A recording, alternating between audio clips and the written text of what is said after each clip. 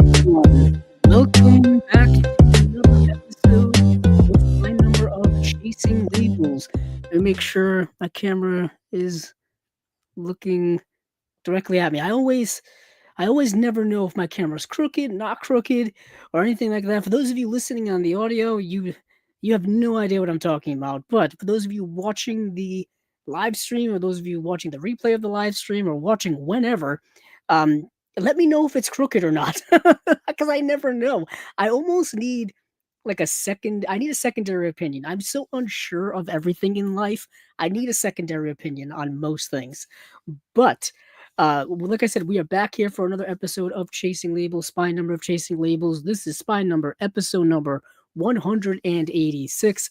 I am your host, Andrew Cabral, and we are back here once again, this time on our usually scheduled day of Monday. The last couple of episodes have been on Tuesdays, and just to give me a little extra day to go over some of the announcements that have happened in the world of boutique labels over the previous 2 weeks, because that is what we do here on Chasing Labels. We take the last 2 weeks of announcements in the world of boutique labels for your home video entertainment, and we talk about them. We don't talk about all of them. We talk about many of the ones that basically I'm interested in adding to my collection at some point. You may be interested in adding to your collection at some point, or things I just find interesting in general. Um, and what is interesting about this episode is not much to talk about. There's not much to talk about over the last month or so. I feel like there's been so much to talk about. The first two yeah, I would say 2 months of the year have just been jam packed with announcements after announcements, or so much I feel has happened in the last 2 months for stuff we talk about here on Chasing Labels. Whereas the last 2 weeks, not much to go with. For those of you checking out the notes in on here on YouTube in the description below, you'll notice that all we really have to talk about this time, and we will probably be going through it in that in that order, is Warner Archive. Radiance Films had their announcements. We will be talking about Kino, some individual releases, I think like one or two, maybe. And then Criterion announced their June titles today, actually this afternoon. So it didn't give me obviously any time at all to go over the movies that I have not seen from that slate. But luckily, I've seen like 5 out of 9 of them. So at least I'm batting over 500, if you will, if you want to use baseball terms. But before we get into all that, there are some comments here. JB44, one of our returning chasers, I guess you could say, says, "Greetings, chasers." Yep, I'm glad someone's using it. trying to bring it back, trying to bring it to the lexicon. Chasers.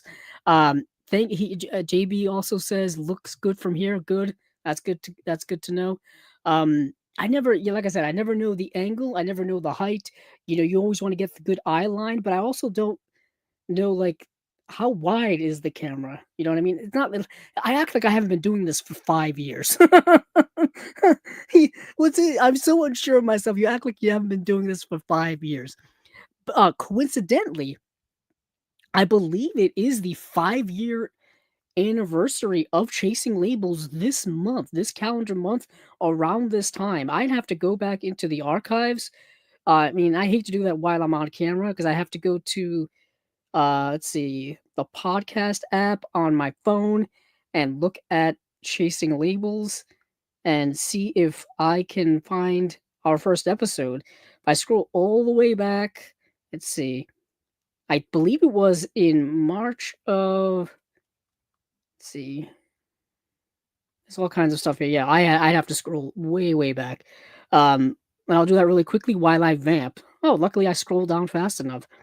All right, I'm in the top 10, number 1. So our first. All right, that's the Cinema Discovery Project. I want to go to Chasing Labels. So Cinema Discovery Project was our podcast before Chasing Labels that we did from like 2018 to 2021. So we did that well into the COVID pandemic. But here we go. Here's Chasing Labels.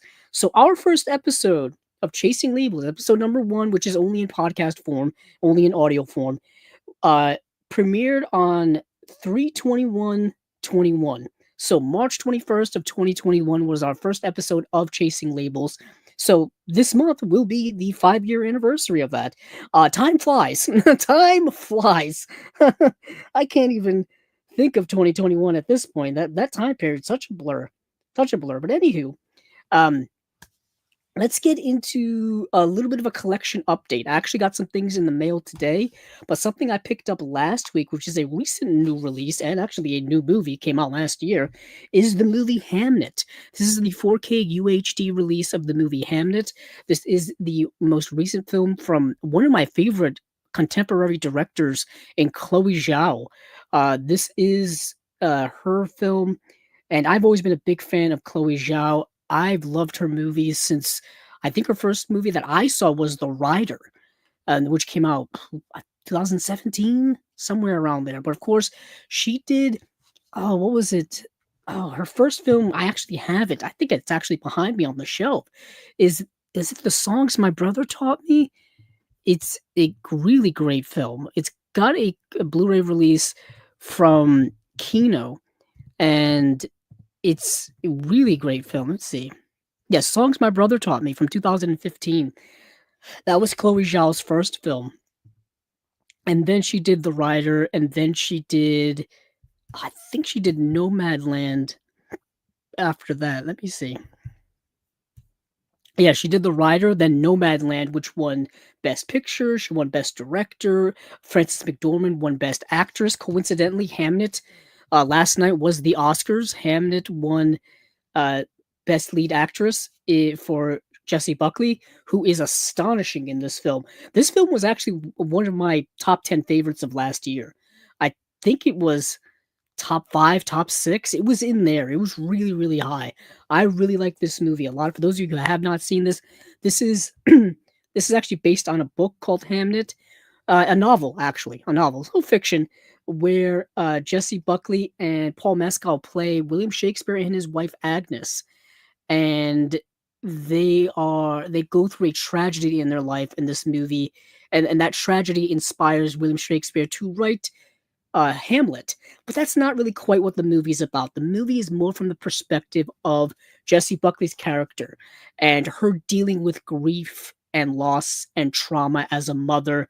And the movie is not an upper. It's quite, excuse me. It is quite harrowing and very depressing. And like I said, dealing with heavy, heavy subjects. And one of my favorites of last year. So I got this. I got this recently. Where am I going to put this? Put this next to me. Um, a couple of things that came in recently is I got One Flew Over the Cuckoo's Nest, the 4K UHD release that came out last year for its 50th anniversary. Last year was the 50th anniversary of the release of this. I'll be honest, quintessential classic. It really is. This is one of Warner Brothers' catalog releases, and Warner Brothers. I've said this relatively over and over again. Maybe not here on Chasing Labels, or perhaps just out loud in general to myself. Um, they do really, really great work with restoring and putting out their back catalog titles for the most part. And by for the most part, I just like to leave that caveat open just in case there are releases out there that are not very good. But the ones I've seen look really nice. Rebel Without a Cause, um, uh, let's see, Cool Hand Luke was another one. Casablanca is another one. The Maltese Falcon they put out as a catalog release themselves. They also put out, I want to say, North by Northwest was the great Hitchcock film starring Cary Grant. That looked amazing, and I literally just got this in the mail today, so I'm probably going to give this a watch. Maybe even tonight after Chasing Labels, I may give this a watch. Another catalog title from Warner Bros. That I picked up that came out last year, and this was a long-awaited release. Is Amadeus. Now, this is only the director's cut. No, this is only the theatrical cut. Sorry. What I wanted to say is that the director's cut has been the only one that's been available in high definition over the years. They put out the director's cut on Blu-ray several years ago. It was available on DVD. The only way to get the theatrical cut on disc for Amadeus was there was an old snapper case DVD put out by Warner Brothers. That was it. There was no Blu-ray, and for many, many years, fans wanted the theatrical cut of Amadeus. And it was rumored for many years that Criterion was going to put it out. I think that was the rumor now for the last decade, actually. And obviously, it never happened. So Warner Brothers put this release out themselves, and this release is interesting because um Larry Karaszewski, who many of you may know from the online movie space, he's part of the Academy. He's a writer, filmmaker. He's a movie person. He's a movie person. He's actually been a guest here on Chasing Labels once. Super nice dude. Um, excuse me. He helped with the restoration of this movie because they had to go back and give this movie a proper restoration, and it looks very, very good on 4K. Now, the one big issue with Warner Brothers and with a lot of mainstream studios putting out their catalog titles now, or even just their movies in general, they only give you the 4K UHD disc. They don't give you the accompanying Blu-ray. So if you don't have 4K capabilities, obviously these are I wouldn't suggest buying these. But if you're someone like me and kind of wants everything in one package, you want the movie on Blu-ray, you want the movie on 4K, you want to get the most out of it, right? Um, these releases kind of shortchange you on that, unfortunately. But they look very good. For special features, not a lot. That's also another kind of issue. These are not boutique releases. We talk about boutique releases here on Chasing Labels. That's when you get the deep uh extras packages and the commentaries and all that kind of stuff. Not so much for these.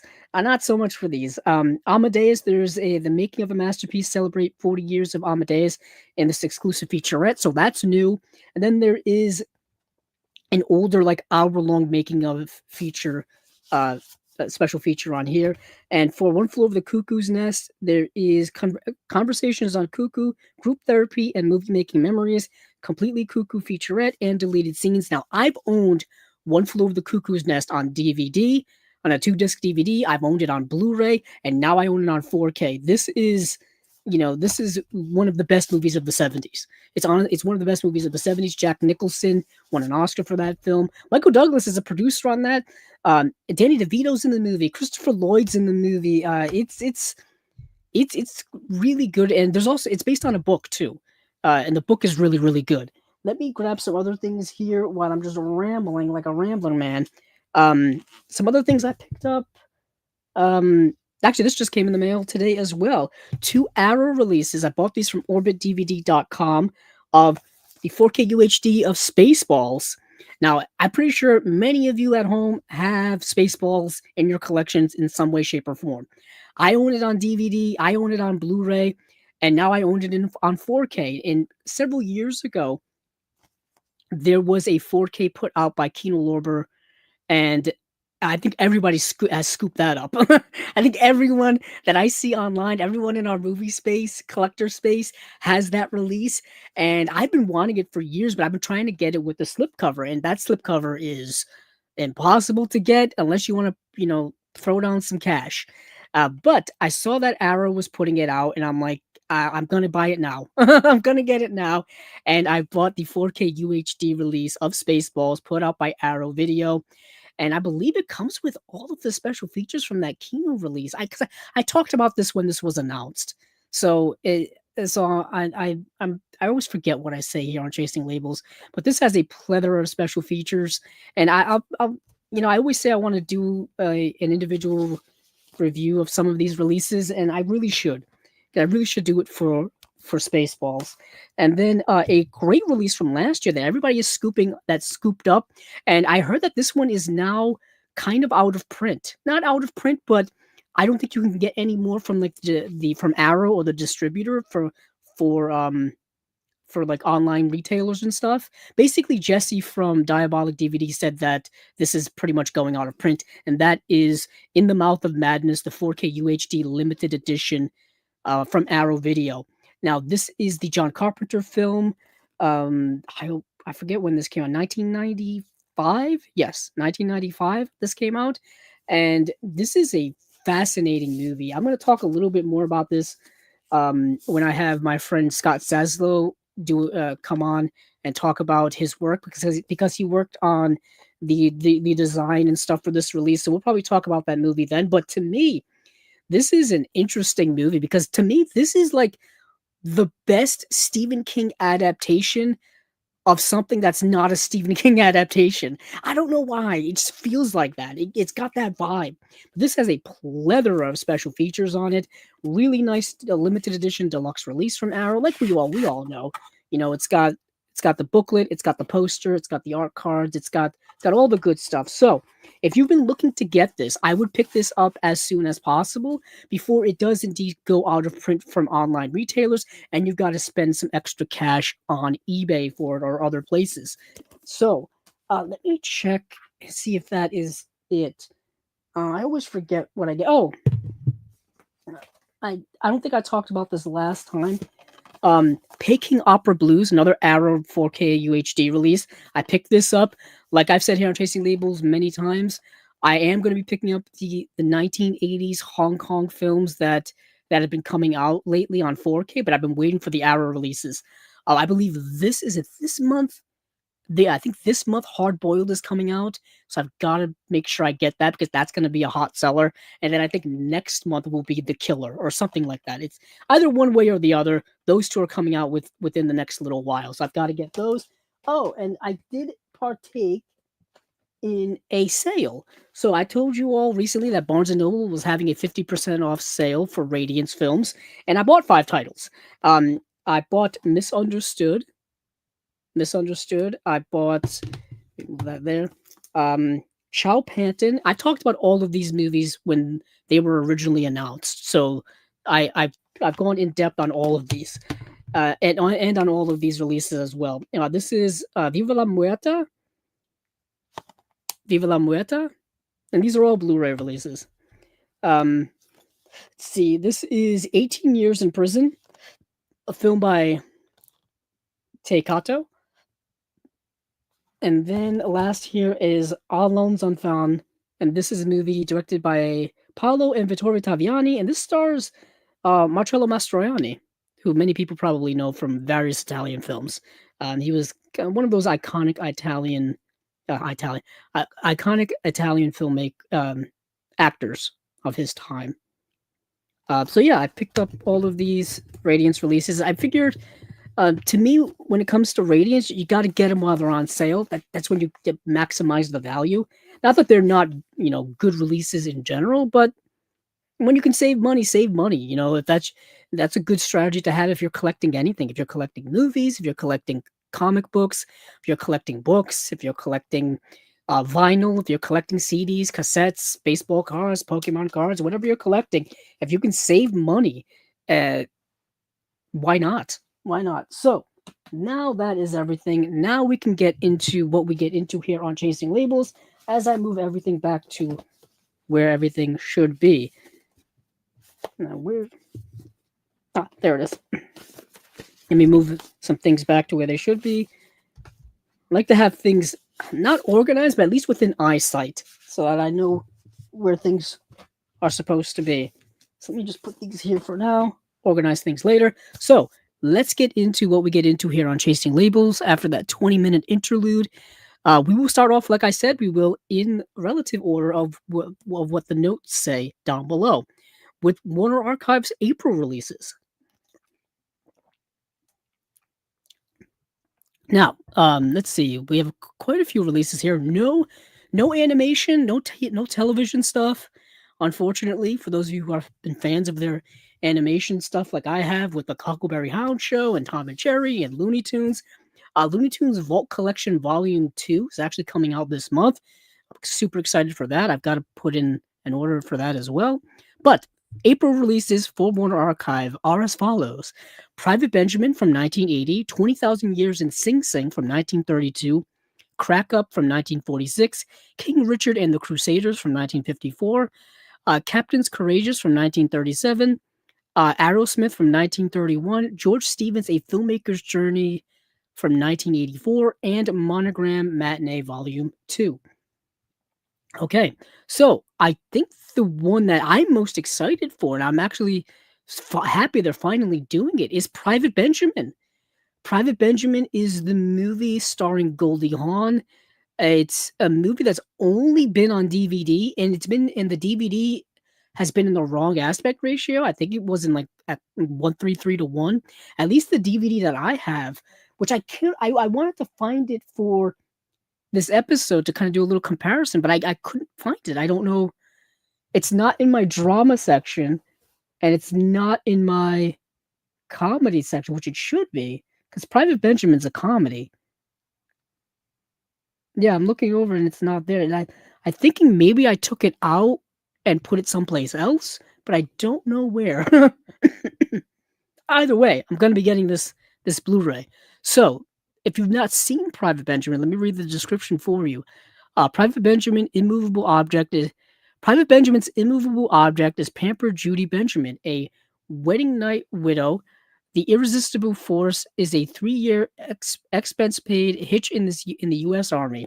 What's Judy doing in combat boots and fatigue? Our recruiter seductively describes today's new army, and gullible Judy takes the bait. Academy Award winner Goldie Hawn is private first class in her Oscar nominated role of Judy, a fish out of water coming of age via the rigors of basic training and a European assignment. This box office champion is also highlighted by a top notch supporting cast, including Robert Webber, Mary Kay plays Albert Brooks, and Eileen Brennan. Also an Oscar nominee and Emmy winner for the TV series this this movie inspired. Now meticulously remastered from 4K scans of the original camera negative, Private Benjamin is ready to return to duty as one of the screen's most beloved comedies. Yeah, Private Benjamin is a very beloved comedy starring Goldie Hawn. Now, I am a bit of a Goldie Hawn novice. I wasn't alive during when this movie came out, or during really Goldie Hawn's, rise to stardom, which I believe would be the late 70s and 1980s. Um, so I'm kind of going back and watching old Goldie Hawn films. There's Overboard, that's another one. Overboard actually has a two Blu-ray releases, one from Severin. Most recent one is from Severin Films. And yeah, that's kind of fascinating. But this release has a new 4K restoration from the original camera negative, 2 episodes of the Private Benjamin TV series. Now that would be nice if they would put that out on Blu-ray. That would be a nice surprise. You know me, I'm always advocating for for TV on Blu-ray, especially classic TV on Blu-ray. That would be super, super nice. Uh, will it ever happen? Who knows? Maybe if enough people buy the Private Benjamin movie on Blu-ray, they'll put it out. They'll put out the TV series. Let me see if the TV series. Let's see if it may have a DVD. No, the TV series doesn't even have a DVD release. Okay, that's interesting. But like I said, nothing really in the way of special features. Not a big surprise. Basically, you just get the movie in 4K restoration of the movie, 2 episodes of the TV series, the theatrical trailer, and that's it. Now, the next film I want to talk about is 20,000 Years in Sing Sing. Now, this movie may intrigue some of you classic movie fans like myself, people who love the golden age of Hollywood, specifically the 1930s, because it stars a couple of people that you will definitely be familiar with. One, Spencer Tracy, and two, Betty Davis. And the movie's directed by Michael Curtiz.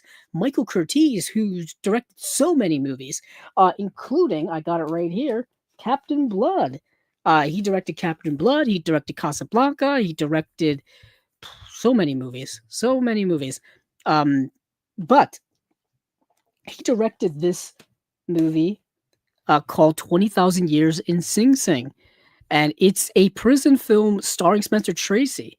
So here's the description. Academy Award winners Betty Davis and Spencer Tracy were relative newcomers to the big screen when Warner Brothers and director Michael Curtiz cast them in the moving, true drama of the relationship between a convict and the warden of the notorious Sing Sing Penitentiary, who stakes his reputation, career, and the future of the prison's inmates on the honor of a thief and murderer, betting that the man will return voluntarily to face his execution at the federal penitentiary known as the Castle on the Hudson.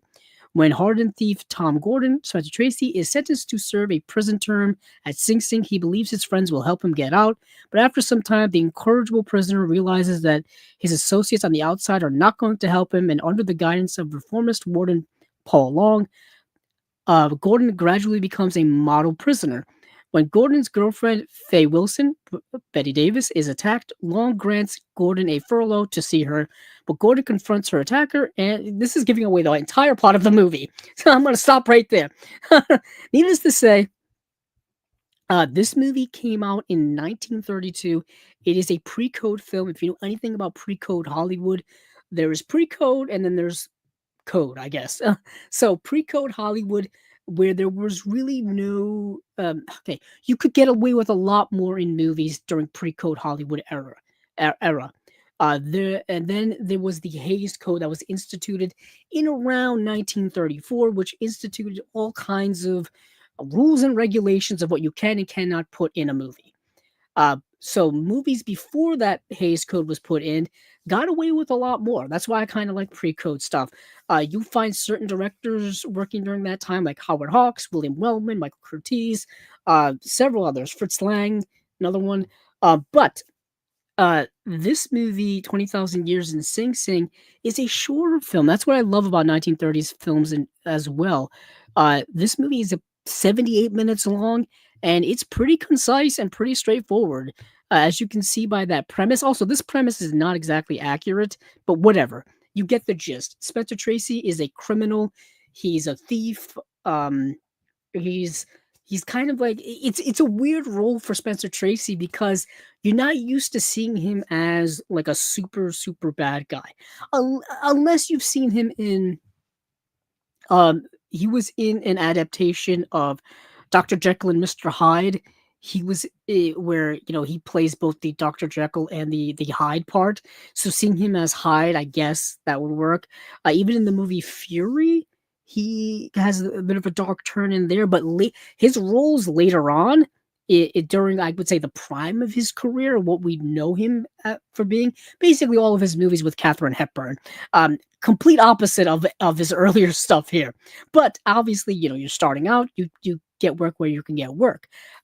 And in this film, like I said, he's a kind of a hardened asshole criminal. He's belligerent. He's in prison. He doesn't want to listen to he doesn't, listen to the rules of the warden or of the prison.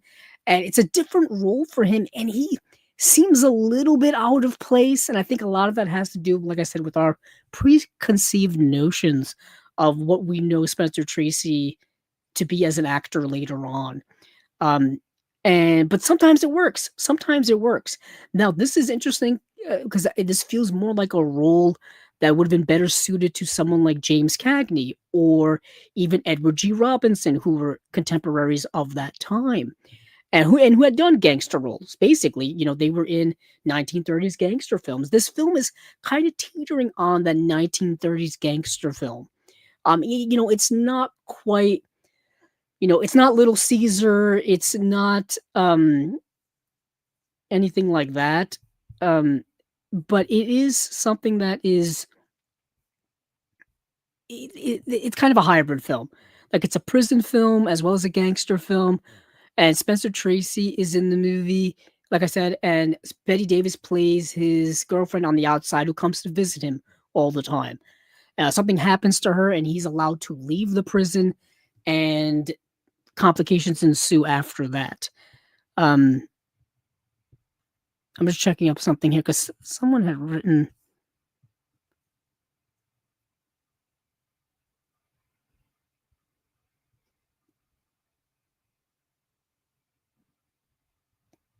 Yeah.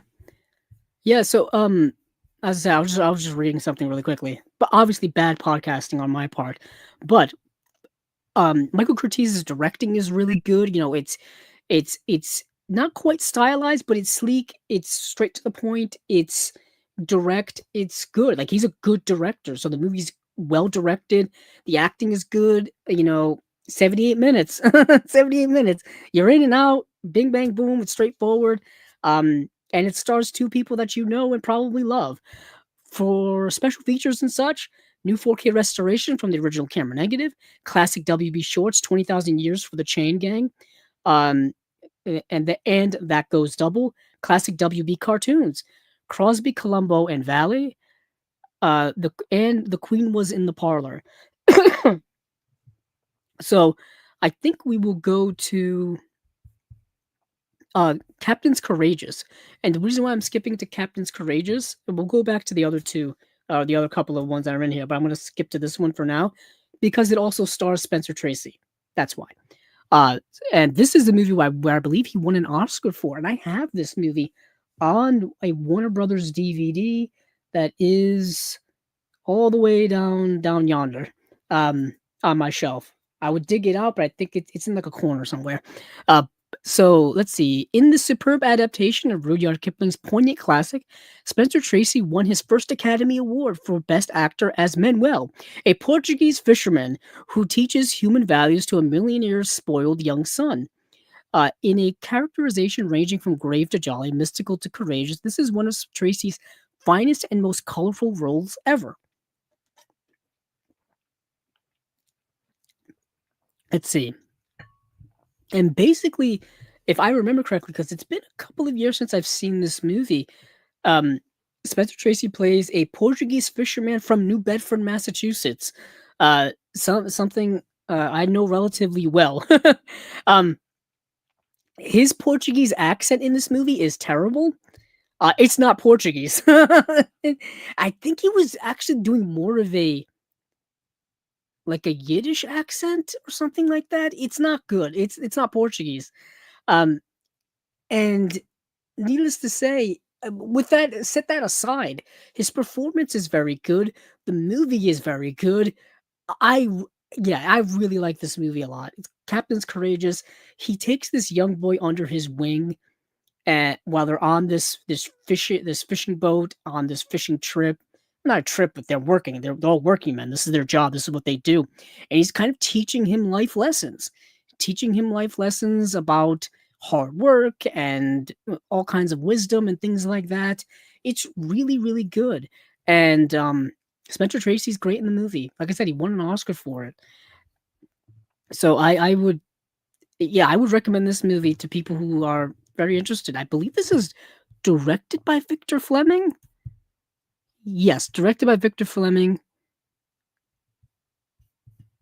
Lionel Barrymore is in the film. Melvin Douglas is in the film. Mickey Rooney, a very young Mickey Rooney at this point, because this movie came out. Let me see. It's in 1937. So a very young Mickey Rooney. And let's see what we have for special features and such. New 4K restoration from the best preserved elements. My guess is they don't have the original camera elements or stuff like that, or maybe not even close. Just says best preservation elements.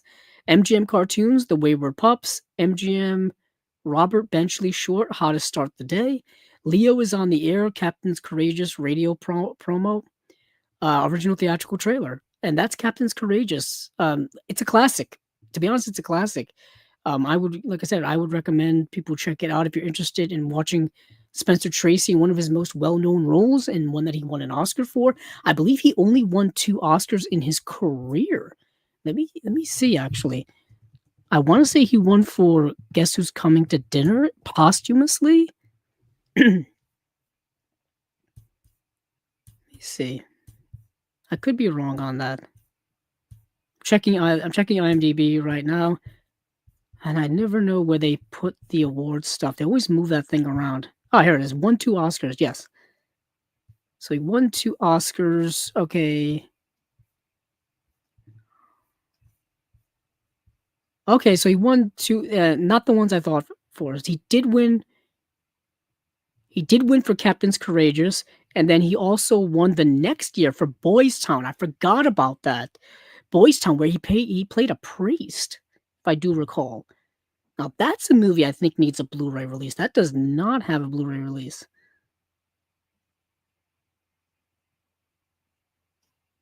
Yeah, he plays a priest in that film. Now let me go back. So let's see. Let me go back to where I was before, after Private Benjamin, after 20,000 Years in Sing Sing. There's the movie Crack Up. So Crack Up is movie starring Pat O'Brien came out in 1946. It's kind of a noir. Let me read the description. After a train wreck sends art critic George Steele, Pat O'Brien, into a mental tailspin, he's fired from his job at a New York art museum. Seems unjust until you learn that there is no train wreck. This relentless, nervous, gutsy film noir explores the sinister world of violence and the moneyed world of aesthetics as Steele's attempt to reconstruct what really happened leads him to murder mania and an international conspiracy that threatens the museum's masterpieces. So this movie, yeah, it is a film noir, but it's an interesting film noir because there's a mystery that's unfolding that may or may not be real, and it may or may not have happened yet. And then there's also other circumstances that may be going on outside of it that is, affecting that event as well. There's a lot of twists and turns in this. It's a little confusing. It's a little confusing. It's kind of twisting up like a pretzel in this movie called Crack Up.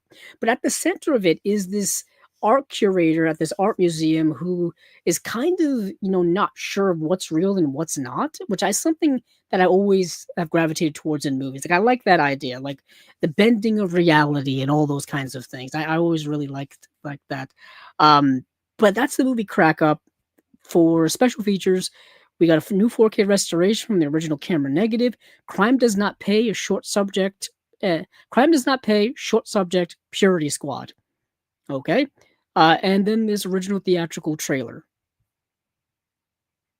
And moving on from there, we've got the movie King Richard and the Crusaders. Kind of a disappointing movie. I thought we were getting a Cecil B. DeMille epic, and that was set during the Crusades. You know what I mean? Because this movie's in CinemaScope and widescreen, and I'm like, oh, we got some good stuff brewing here. The movie looks very nice. It looks amazing. I could imagine what this Blu-ray is going to look like. It's probably going to look gorgeous. Unfortunately, the movie takes place like indoors a lot. It takes place like in close quarters with people talking a lot. So they're not really utilizing the beautiful CinemaScope widescreen, and I think they used, oh my goodness, was it watercolor or something like that? Some type of, you know, Technicolor of the time. All the studios had their own version of Technicolor, like Metro Color and all this kind of stuff. But anywho, they utilized their own version of that to make the colors pop and all that stuff, make it a spectacle. This movie did come out in the 50s, which is important to mention. Came out in 1954, so it had to come. It was during that time where movies had to compete with TV, where TVs were starting to appear in people's homes. People were staying home from the movie theaters and the cinemas to watch television, so they needed new things to get people to go to the movies. It's the same way now, where they need to come up with new ideas to get people to go to the movies so they can so Hollywood and the movie world can make money, and that's basically how widescreen was invented. It was invented as I guess you could say, a gimmick, if you will, to get people to go to the theaters. So they used, CinemaScope. Come see CinemaScope. Beautiful picture and sound and all this kind of stuff. But back to the movie at hand, King Richard and the Crusaders. So, let me read the little blurb they've got here. It's a bit of a long one, so I'm probably going to cut it down.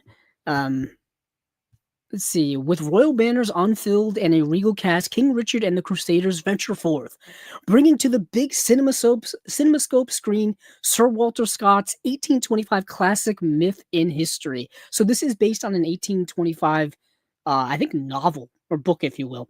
The book was called The Talisman. Okay, there's not really a talisman in the movie, but whatever.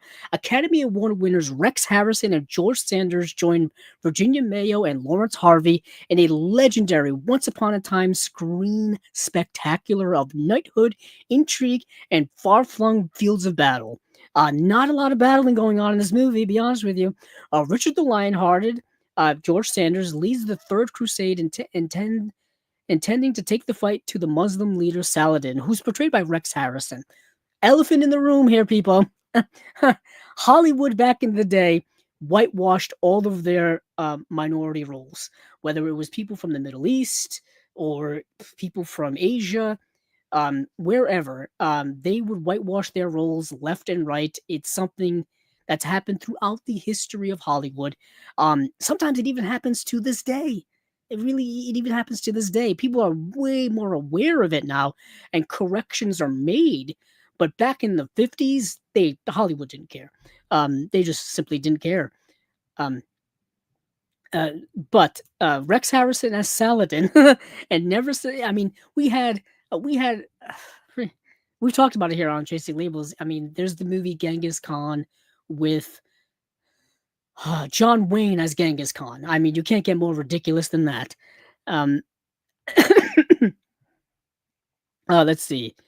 Rex Harrison as Saladin and never suspects that the physician who comes to the Christian camp to tend to him is Saladin himself. The wily foe is captivated by the alluring Lady Edith, Virginia Mayo, even though errant knight Kenneth Lawrence Harvey also seeks her ladyship's hand. Okay, so you kind of get it. So for those of you who don't know the plot of this those who don't know, there was a vast number of a series of crusades throughout the Middle Ages. Basically, knights, kings, royalty, armies, going from Europe to the Middle East in a crusade to take back the Holy Land. Usually, this was spurred along by religious intent, typically Christian religious intent, Catholic religious intent. And anywho, there were many crusades, and the third crusade was led by Richard the Lionheart, who was a famous, somewhat mythical king of England. This is the same Richard the Lionheart from the legend of Robin Hood. So it's during that time frame. There's Richard the Lionheart, his brother John, Robin Hood. It's all from that era of myth and legend and all this kind of stuff. Anywho, Richard the Lionheart is played by George Sanders in this film. He gets attacked and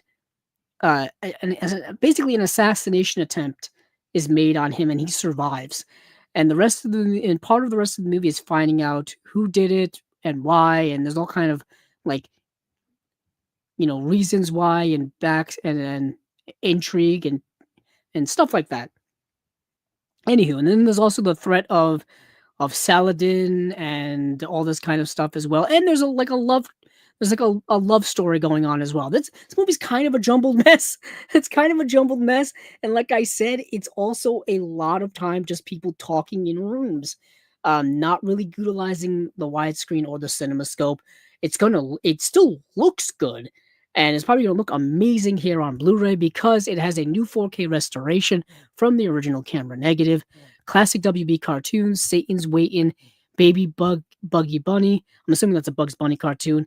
Classic Joe McDoke short, So You Want to Be a Banker. And let's see what else we got here. Oh, we got the movie Arrowsmith.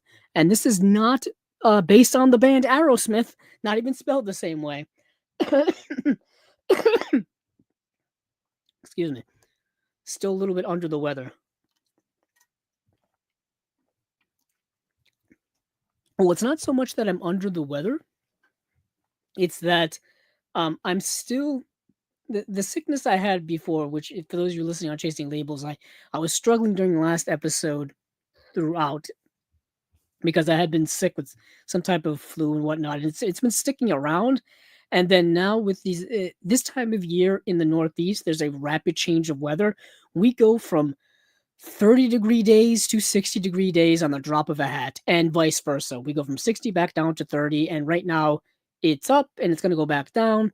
So my body just doesn't do well with rapid weather changes. I get sick, basically. So I'm having one of those types of days. So if you hear me coughing, if you see me sneezing, or if my voice changes, you'll know why. And you know why. But back to Arrowsmith, based on the Sinclair Lewis's 1925 Pulitzer Prize winning novel. Arrowsmith is the compelling story of a man torn between two sets of values. Ronald Colman stars as Martin Arrowsmith, an idealistic small-town doctor and research scientist who relocates to the West Indies. His determination to end the bubonic plague epidemic there sets off a tragic series of events which force him to come to terms with his career and personal life. Okay, so I believe this is an MGM film from back in the day, or at least it's produced by Samuel Goldwyn. But I think this is an MGM film. Either way, this movie kind of tells the story of this doctor and science researcher who is researching vaccines. Something that's still relatively appropriate to modern times. People are still battling over vaccines and vaccine use and all kinds of stuff. That's neither here nor there. But this movie, the doctor portrayed by Ronald Coleman, is like I said, he's a researcher, he's a doctor, and this movie kind of just is just showing him um, developing vaccines essentially and trying things out. And like it says, at one point he does go to the West Indies, which is down in the Caribbean, the Bahamas, with the pirates and the music and all that stuff, with the Beach Boys, and him trying out the vaccine and whatnot. And the movie's fine. His wife is portrayed by Helen Hayes. I thought she was very, very good in the movie, and their relationship to me I find to be way more interesting than the plot itself. To be honest, like I said, this movie's also a little all over the place in terms of plot. Like we go from like him being a small town Midwestern like animal doctor to like the big city where he's doing like big time research to down to the West Indies to where he's like giving handing out vaccines and then there's a whole relationship with he and his wife going on throughout the movie as well. And Ronald Coleman I think is a really good actor. That's actually kind of what saves the movie. He's a really good actor. This movie is actually nominated for a bunch of Oscars too, a bunch of Academy Awards for Best Picture, Best Screen Adaptation, Best Art and Set Direction, Best Cinematography, restored by the Library of Congress in association with the Film Foundation. This presentation of Arrowsmith provides an opportunity for new generations to discover this unique and powerful classic of American cinema. Okay, it's a little overselling it, but whatever, whatever. For special features, it just has that new restoration by the Library of Congress and Film Foundation from 2023. There's a Lux Radio Theater with Spencer Tracy and Fay Ray from 1937. Okay. Let's see what else we've got here before I hit the last one. Let's see. So I've talked about Private Benjamin, talked about 20,000 Years in Sing Sing. We've talked about Crack Up. We've talked about King Richard and the Crusaders. We've talked about Captains Courageous. We've talked about Arrowsmith. Let's go to Monogram Matinee, and then we'll do the big one because the big one is actually a 4K release. Warner Archives putting out another 4K release, and that will be of George Stevens' A Filmmaker's Journey. Excuse me. So Monogram Matinee, Volume 2. The description is as follows. It's time for another Monogram Matinee. This double feature disc includes one of Monogram's rare higher budget offerings, which holds a unique place in film history. So we have Louisiana from 1947, and we have Song of the Range from 1944. Unfortunately, I couldn't find either of these movies to watch. These are kind of so obscure that you can't really find them anywhere. They're not streaming anywhere. I don't think they've been on disc before. You can't rent it anywhere. Unfortunately, I couldn't see either of these films. So the first film, Louisiana from 1947, directed by Phil Carlson, was the semi-autobiographical story of that state's governor, Jimmy Davis, who was not only a well-liked political leader, but had also established himself as country music singer and composer. Well, he's a man of many talents, I guess. Having written the famous song "You Are My Sunshine." Oh, okay, that's pretty famous. Davis played himself in the story of his life, not only in show business, but tracing his backwoods origins to his rise as the sheriff, mayor, and eventually the state's governor. Davis was in office during the filming and credited this film as integral in his re-election as the state's leader. Oh, so it was also a political thing too. Political marketing, if you will. So Song of the Range from 1944 is the first of many Monogram westerns built around the popular singing cowboy Jimmy Wakely. In this musical, I've never heard this term used before, in this musical oeuvre, Oater, Jimmy and his saddle pals are up against a gang of outlaws, but save the day with plenty of charming musical interludes along the way. With both films having vanished from distribution for decades, this new presentation, derived from 4K scans of the best surviving nitrate materials, will surely delight loyal fans of these Monogram Bs. Bs being in quote. The Monogram put out B movies. These are B movies. It doesn't say anything in terms of special features. I'm assuming there aren't any. That's why. I mean, it's kind of a miracle in and of itself that these two films from Monogram are actually on Blu-ray of any format. So now let's talk about the big release, the 4K release, George Stevens: A Filmmaker's Journey, 4K UHD Blu-ray. This film came out in 1984, and this is simply put, this is a documentary about the filmmaker George Stevens, directed by his son George Stevens Jr. And for those of you who know George Stevens, um, chances are you've seen this before. And if you haven't seen it and you're a fan of George Stevens' work, um, I would definitely highly recommend giving it a watch. It's very good. It's very good in the sense like it's more of a tribute to the life, the career, the legacy of George Stevens. And it's not really in depth in any way, but what's really awesome about it, from my perspective as a fan of movie history, a fan of Hollywood history, a lover of classic film, is they interview a lot of people that worked in with George Stevens in his films, worked on the production of his films, and it's going to be people you recognize. It's going to be people like Katharine Hepburn, who was in his films. It's going to be, um, I'll go over some of his. So he was in A Place in the. He directed movies that you know of: Giant, A Place in the Sun, Shane, A Vivacious Lady. They interview Jimmy Stewart when he was still alive. Um, I'm a big fan of George Stevens. I have a George Stevens collection, section in my collection, I should say. And I've got several of his works. Swing Time is a big one. That's got a Criterion Blu-ray release that I have, I believe. Let me see. He directed so many movies. Jeez. Let me go over to, let's see, because I'm going way back to, because he worked from the 20s all the way up to um actually he was a cinematographer. Hold on. I want to get his directing credits. Yeah, so he worked as a director from 1930 all the way up to, oh goodness, I want to say 1970. Yeah, because The Only Game in Town, I think, was his last film. There's some other stuff after, but that was posthumous stuff. Um, he directed The Diary of Anne Frank. He directed Something to Live For. I Remember Mama. It's a really good film. Uh, The Talk of the Town. The Talk of the Town, which I have here.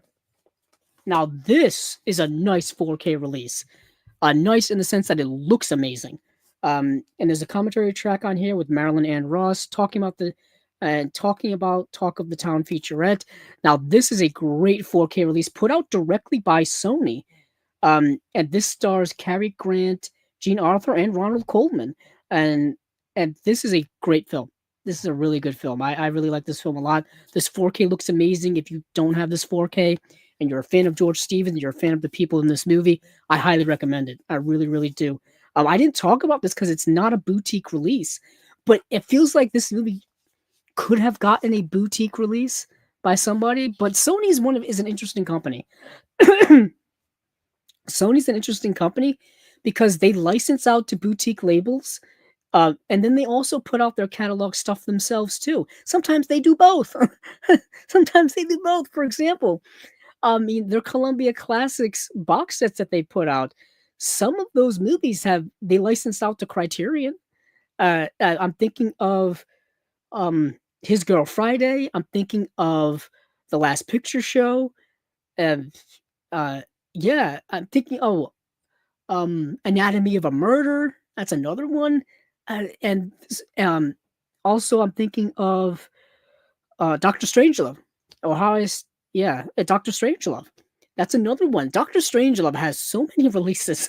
so I Doctor Strangelove has at least in my recollection, just recently, like the last 20 years, it's got DVD release, it's got a Blu-ray release, it's got a Blu-ray release from Criterion, it's got a 4K release in one of the Columbia Classic sets, and it's got an individual 4K release that's the same release from the Columbia Classic set.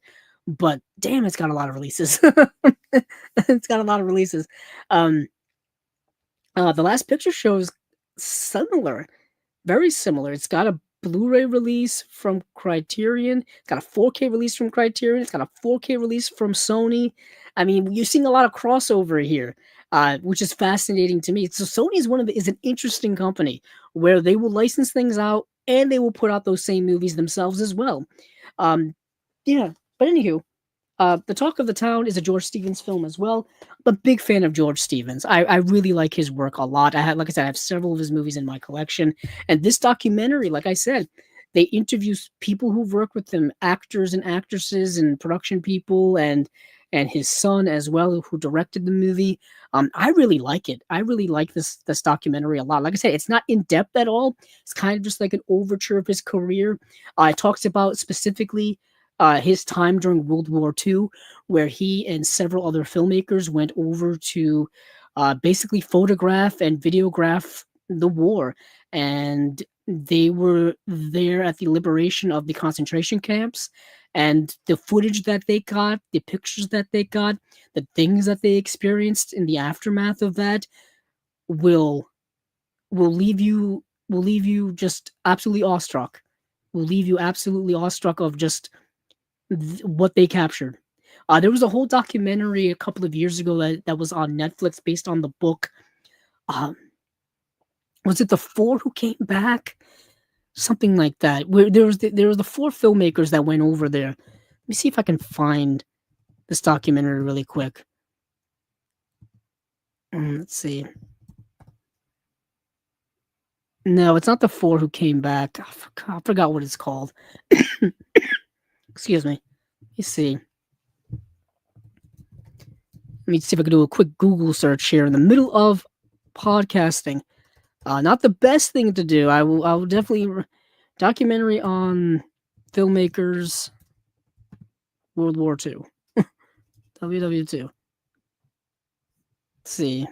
Oh, 5 came back. I was close.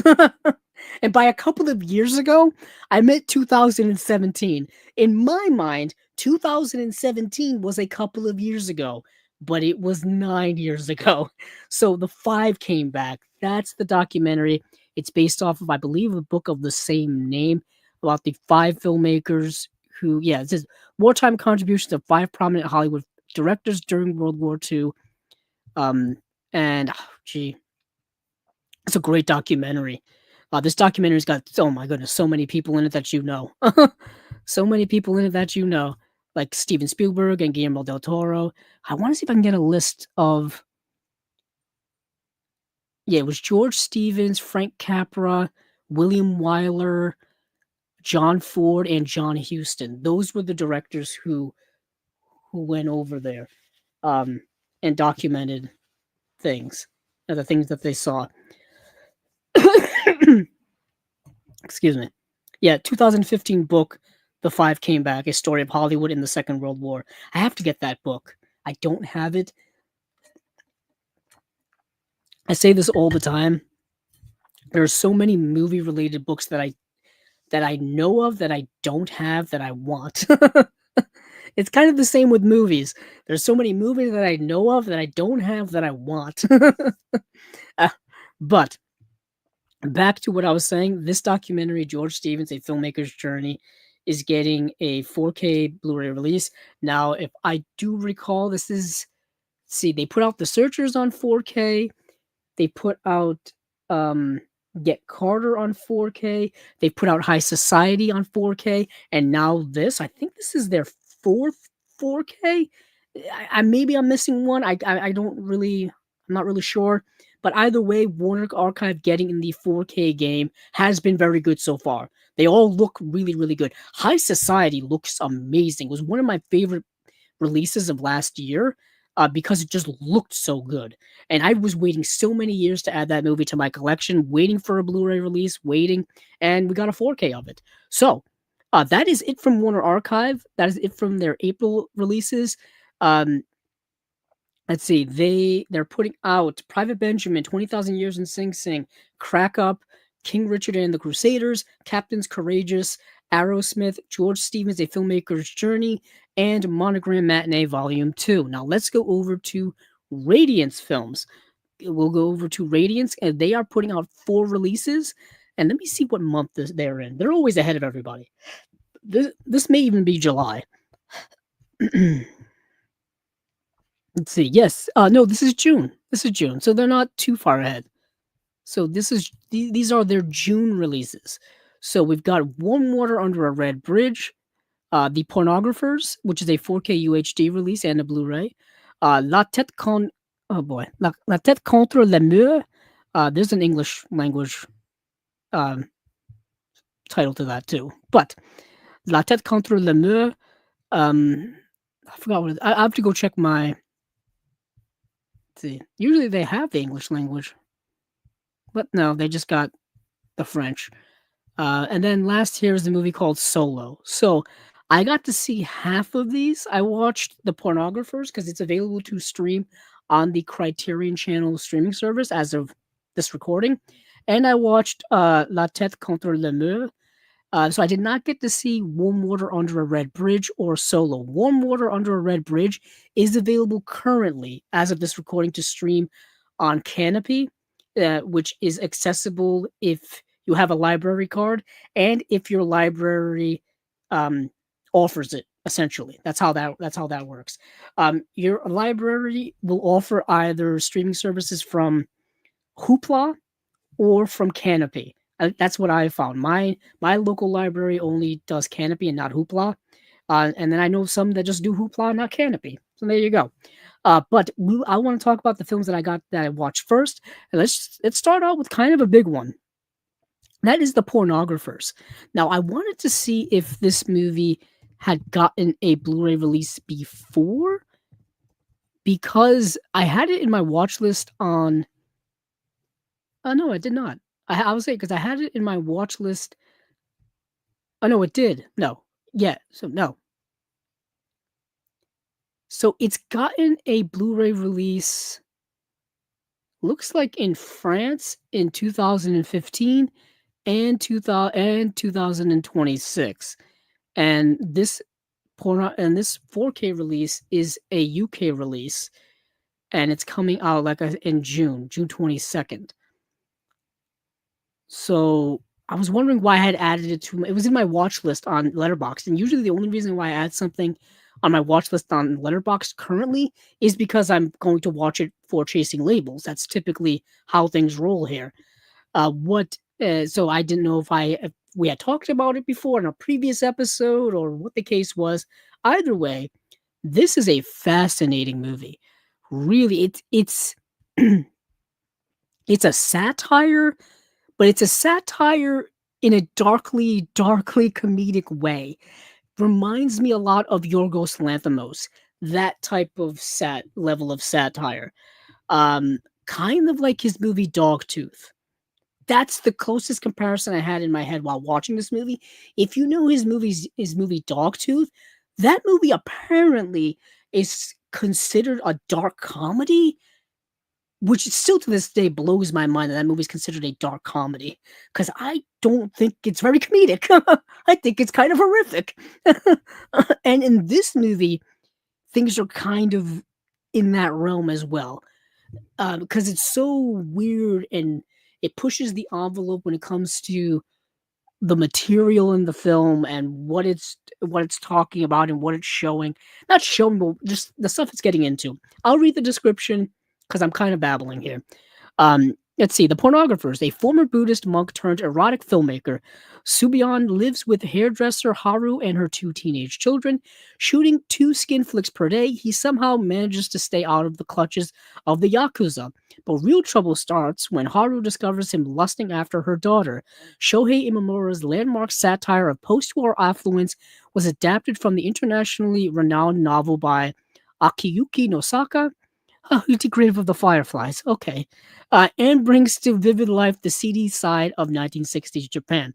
The reason why I sighed thinking of Grave of the Fireflies is because that is one of the saddest movies I've ever seen. The anime film Grave of the Fireflies. Thinking about that movie makes me weep. Um, so anytime anyone references it, I immediately get sad.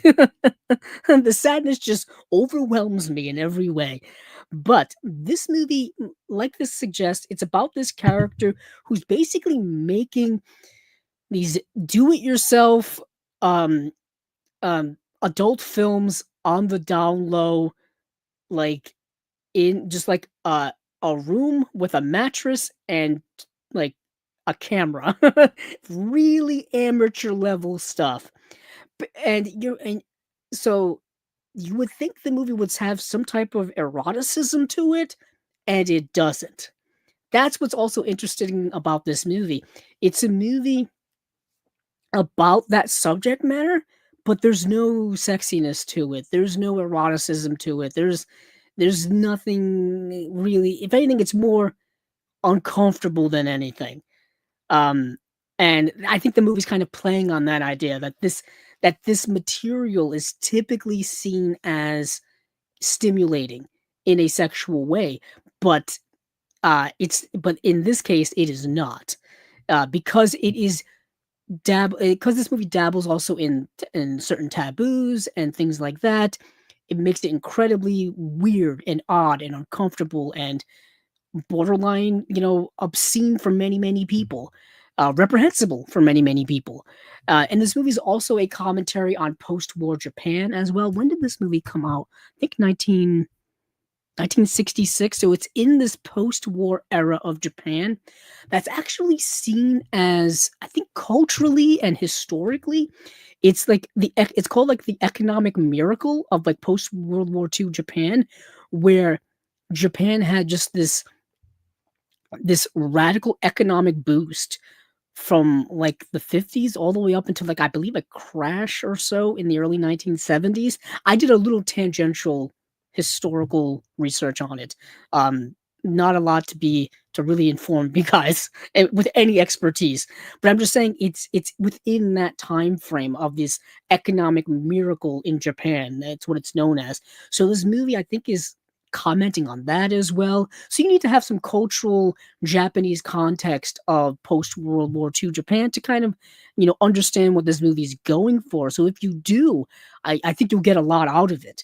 And this movie's made interestingly so, very underground ish. I want to say this is, I have to look up, let me go over to Letterboxd actually, because the director I've seen a couple of films by this director before, and Radiance has put out a couple of films by this director as well, which is probably why I watched it. Why I watched them. Let me see. So I have to scroll through all kinds of stuff. Where was I? Ah, there it is. I'm just going to my Letterboxd diary right now to look up what I rated the pornographers, and then I want to look up the director Shohei Imamura. So I've seen. Okay, so the only other film of his that I have seen is The Eel, which also got a release from Radiance. But he's also put out the Ballad of Narayama. The Ballad of Narayama is a movie. Let me see, where did I put? Let me go to Criterion's website. I thought I had Criterion's website up. I believe. Oh no! The Criterion website is down. Okay. All right. Okay. It's under maintenance. Okay, that throws a little wrench in my plans, but I can look in other places to get the information that we need later on when we talk about Criterion. Offline for maintenance at 10 o'clock at night on a Monday. What kind of maintenance are we doing? Anywho, um, let me go. Where was I gonna go? Oh, I'll go to Blu-ray.com. Uh, I'll go to Blu-ray.com and I'll look up the Ballad of Narayama because I want to make sure that it's actually a Criterion release. Let's see. Let me go. I had to. Let's see. Ballad of Narayama.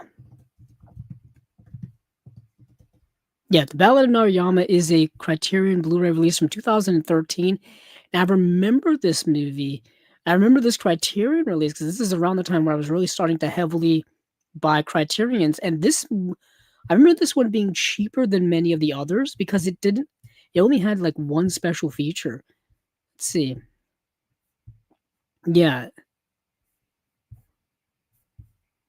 actually, I had no special features. That's why, because at the Criterion sale, things are 50% off, and there would be a couple of Blu-rays that would be regularly priced at 29.99, and therefore would be $15. And I'm like, oh, this is absurdly cheap. Why so?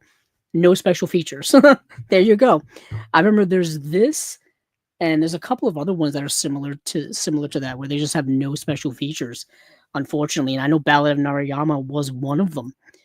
So I would love for them to re-release this and to give us some special features, but at this point, um, uh, uh, maybe this is not the same movie. No, it's a different. Okay, so this is a different The Ballad of Narayama. My fault. So completely negate everything I just said. So the Ballad of Narayama that Criterion has put out is from 1958, as opposed to the Ballad of Narayama put out directed by Shoei Imamura, which is from 1983. Okay, completely different movie. My fault. Should have done that research. All I did was look at the titles and see that they were the same. Um, but something that I, hopefully I'm not getting this wrong. Let's see. I think this is only available on DVD. Pigs and Battleships. That is a, I believe, a Criterion DVD. Yes. Yeah, that's a credit. That's actually out of print. That is a Shohei Imamura box set of 3 movies. The Pigs, Pimps, and Prostitutes, 3 films by Shoei Imamura DVD is out of print from Criterion, but those are his films as well. Okay.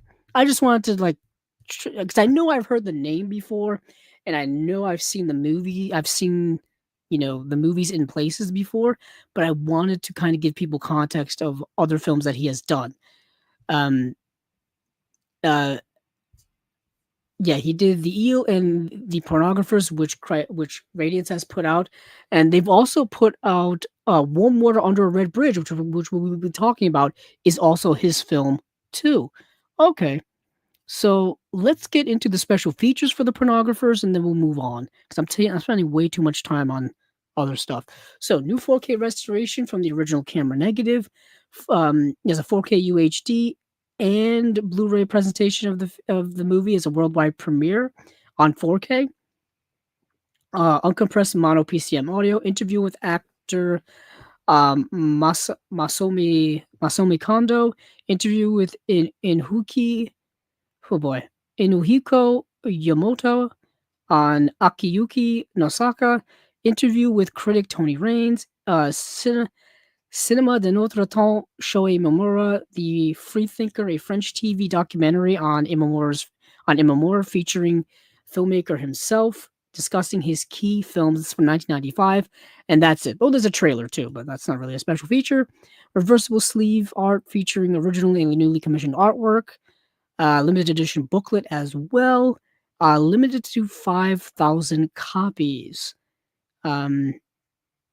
Yeah, this is coming out, like I said, June 22nd, 4K UHD, as well as a Blu-ray, and that is The Pornographers. An interesting movie. I really liked it a lot. Let's go. You know what? Since we're on Shohei Imamura, let's go to Warm Water Under a Red Bridge. I did not get to see this movie, so I don't have a lot to say about it. Let's see. When a dying friend tells out-of-work salaryman Yosuke about a hidden treasure, he sets off in search of the only clue about its location, a house by a red bridge. What he finds instead is a woman who transcends all his fantasies. Japanese master Shohei Imamura's final feature reunites the cast and crew of his Palme d'Or winning The Eel for a boldly sensuous and taboo breaking love story. I am intrigued beyond belief. Um, about this movie. I'll be buying it. I will be buying it, so I will be watching it eventually. Let's see. High definition digital transfer, uncompressed stereo PCM audio. Introduction to the film by Takashi Miike. Okay, I gotta get it. Interview with co-writer Daisuke Tengen. Making of documentary, archival discussion between Shohei Imamura and Takashi Miike from 2002, and a theatrical trailer. And there's a teaser trailer directed by Takashi Miike with newly filmed introduction. Um, versatile sleeve art, limited edition booklet, limited to 3,000 copies. This is coming out on June 22nd, 2026 as well. Warm water under a red bridge. I should have watched this movie, but I was exhausted and too tired. But damn, it sounds interesting to me. Now let's go to the movie I did get to see, La Tête contre le mur. Now let me actually get the English um, title here, just to make things easier for all of us. I believe it's called Head Against the Wall. Yeah, La Tête contre le mur is Head Against the Wall.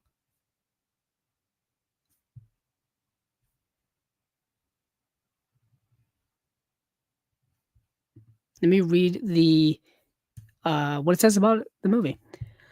After he steals money from his wealthy father one too many times, the rebellious Francois is is forcibly committed to a psychiatric institution. Labeled a delinquent and an arsonist, he endures the dehumanizing treatment reserved for society's rejects and attempts to thwart the archaic methods of the cruel Dr. Valmont. Adapted by Maki from Hervé Bazin's shocking autobiographical novel, this poetic and furious debut feature from Georges Franju, who directed Eyes Without a Face. He also directed Judex as well. Eyes Without a Face, I think, is one of the greatest French films ever made. So I was already interested in watching this. Features an all-star cast including Anouk Aimée, who was in La Dolce Vita as Francois' only visitor. It's a young woman that he's seeing. Paul Maurice, who was in Les Diaboliques in the role of the more modern Dr. Emery, and Charles Aznavour, who was in Shoot the Pianist as a longtime resident of the institution. Now, Shoot the Pianist is a Francois Truffaut film, I think. Let me actually look that up. I think that's, or am I thinking of, yeah. Hold on. I think, or Shoot the Pianist. I feel like there's another movie with a similar title to that. There's Shoot the Piano Player. That's the Francois Truffaut film. That's what I was thinking of. I saw that movie years ago.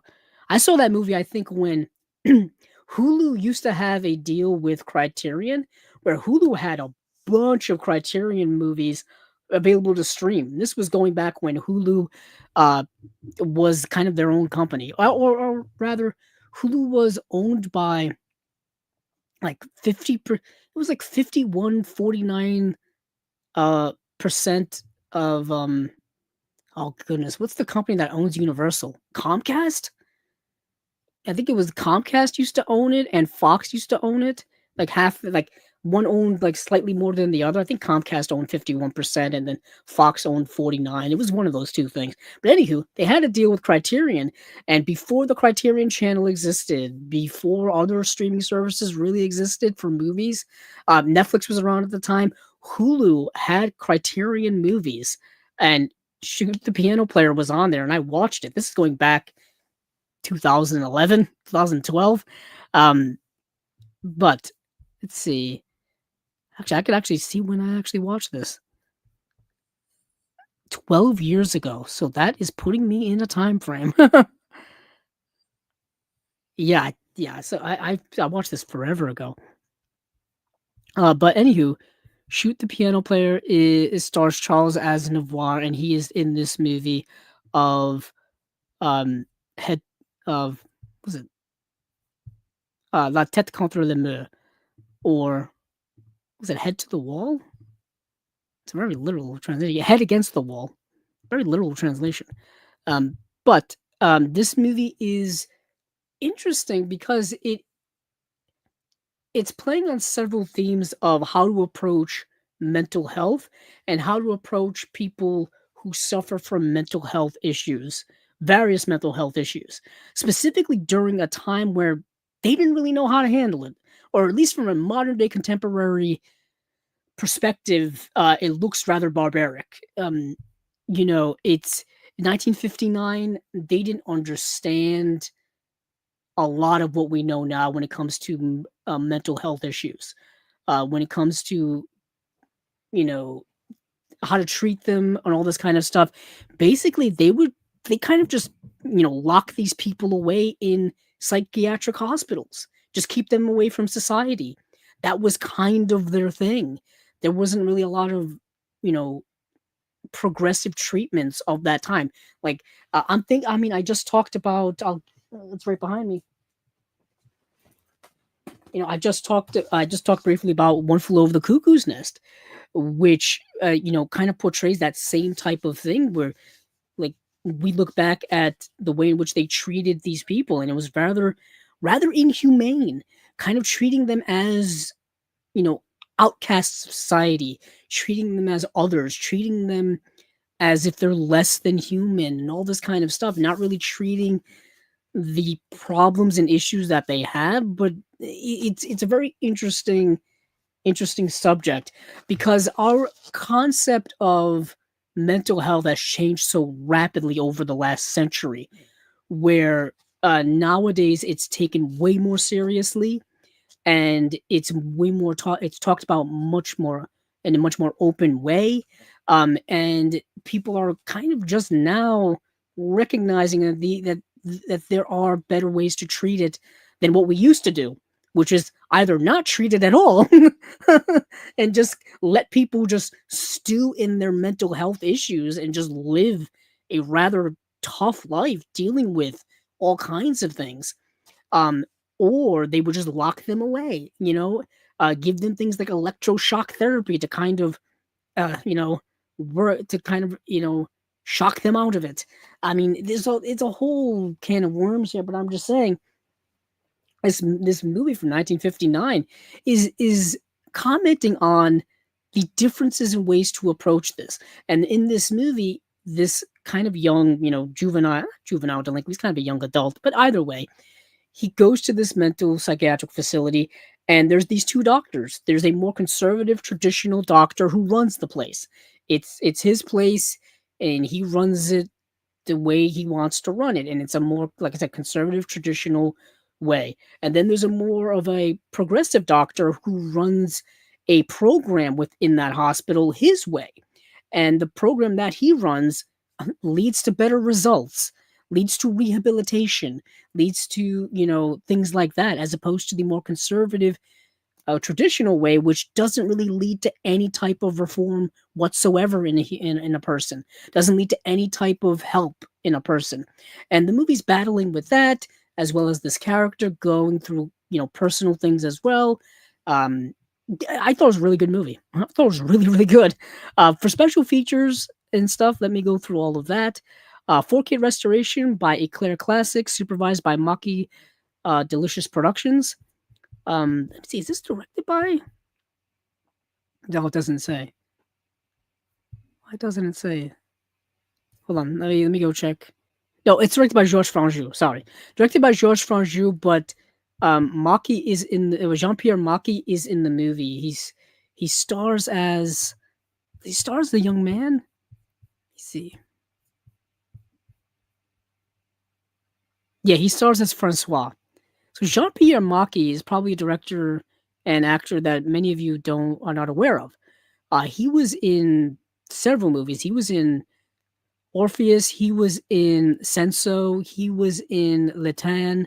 He's in this movie. He's in Kill the Referee, but he's also a director, and he directed Letan. He directed Kill the Referee. He directed the movie Solo, which we were talking about next. He directed Against Trouble. Um, but like I said, he stars in this movie as the main character.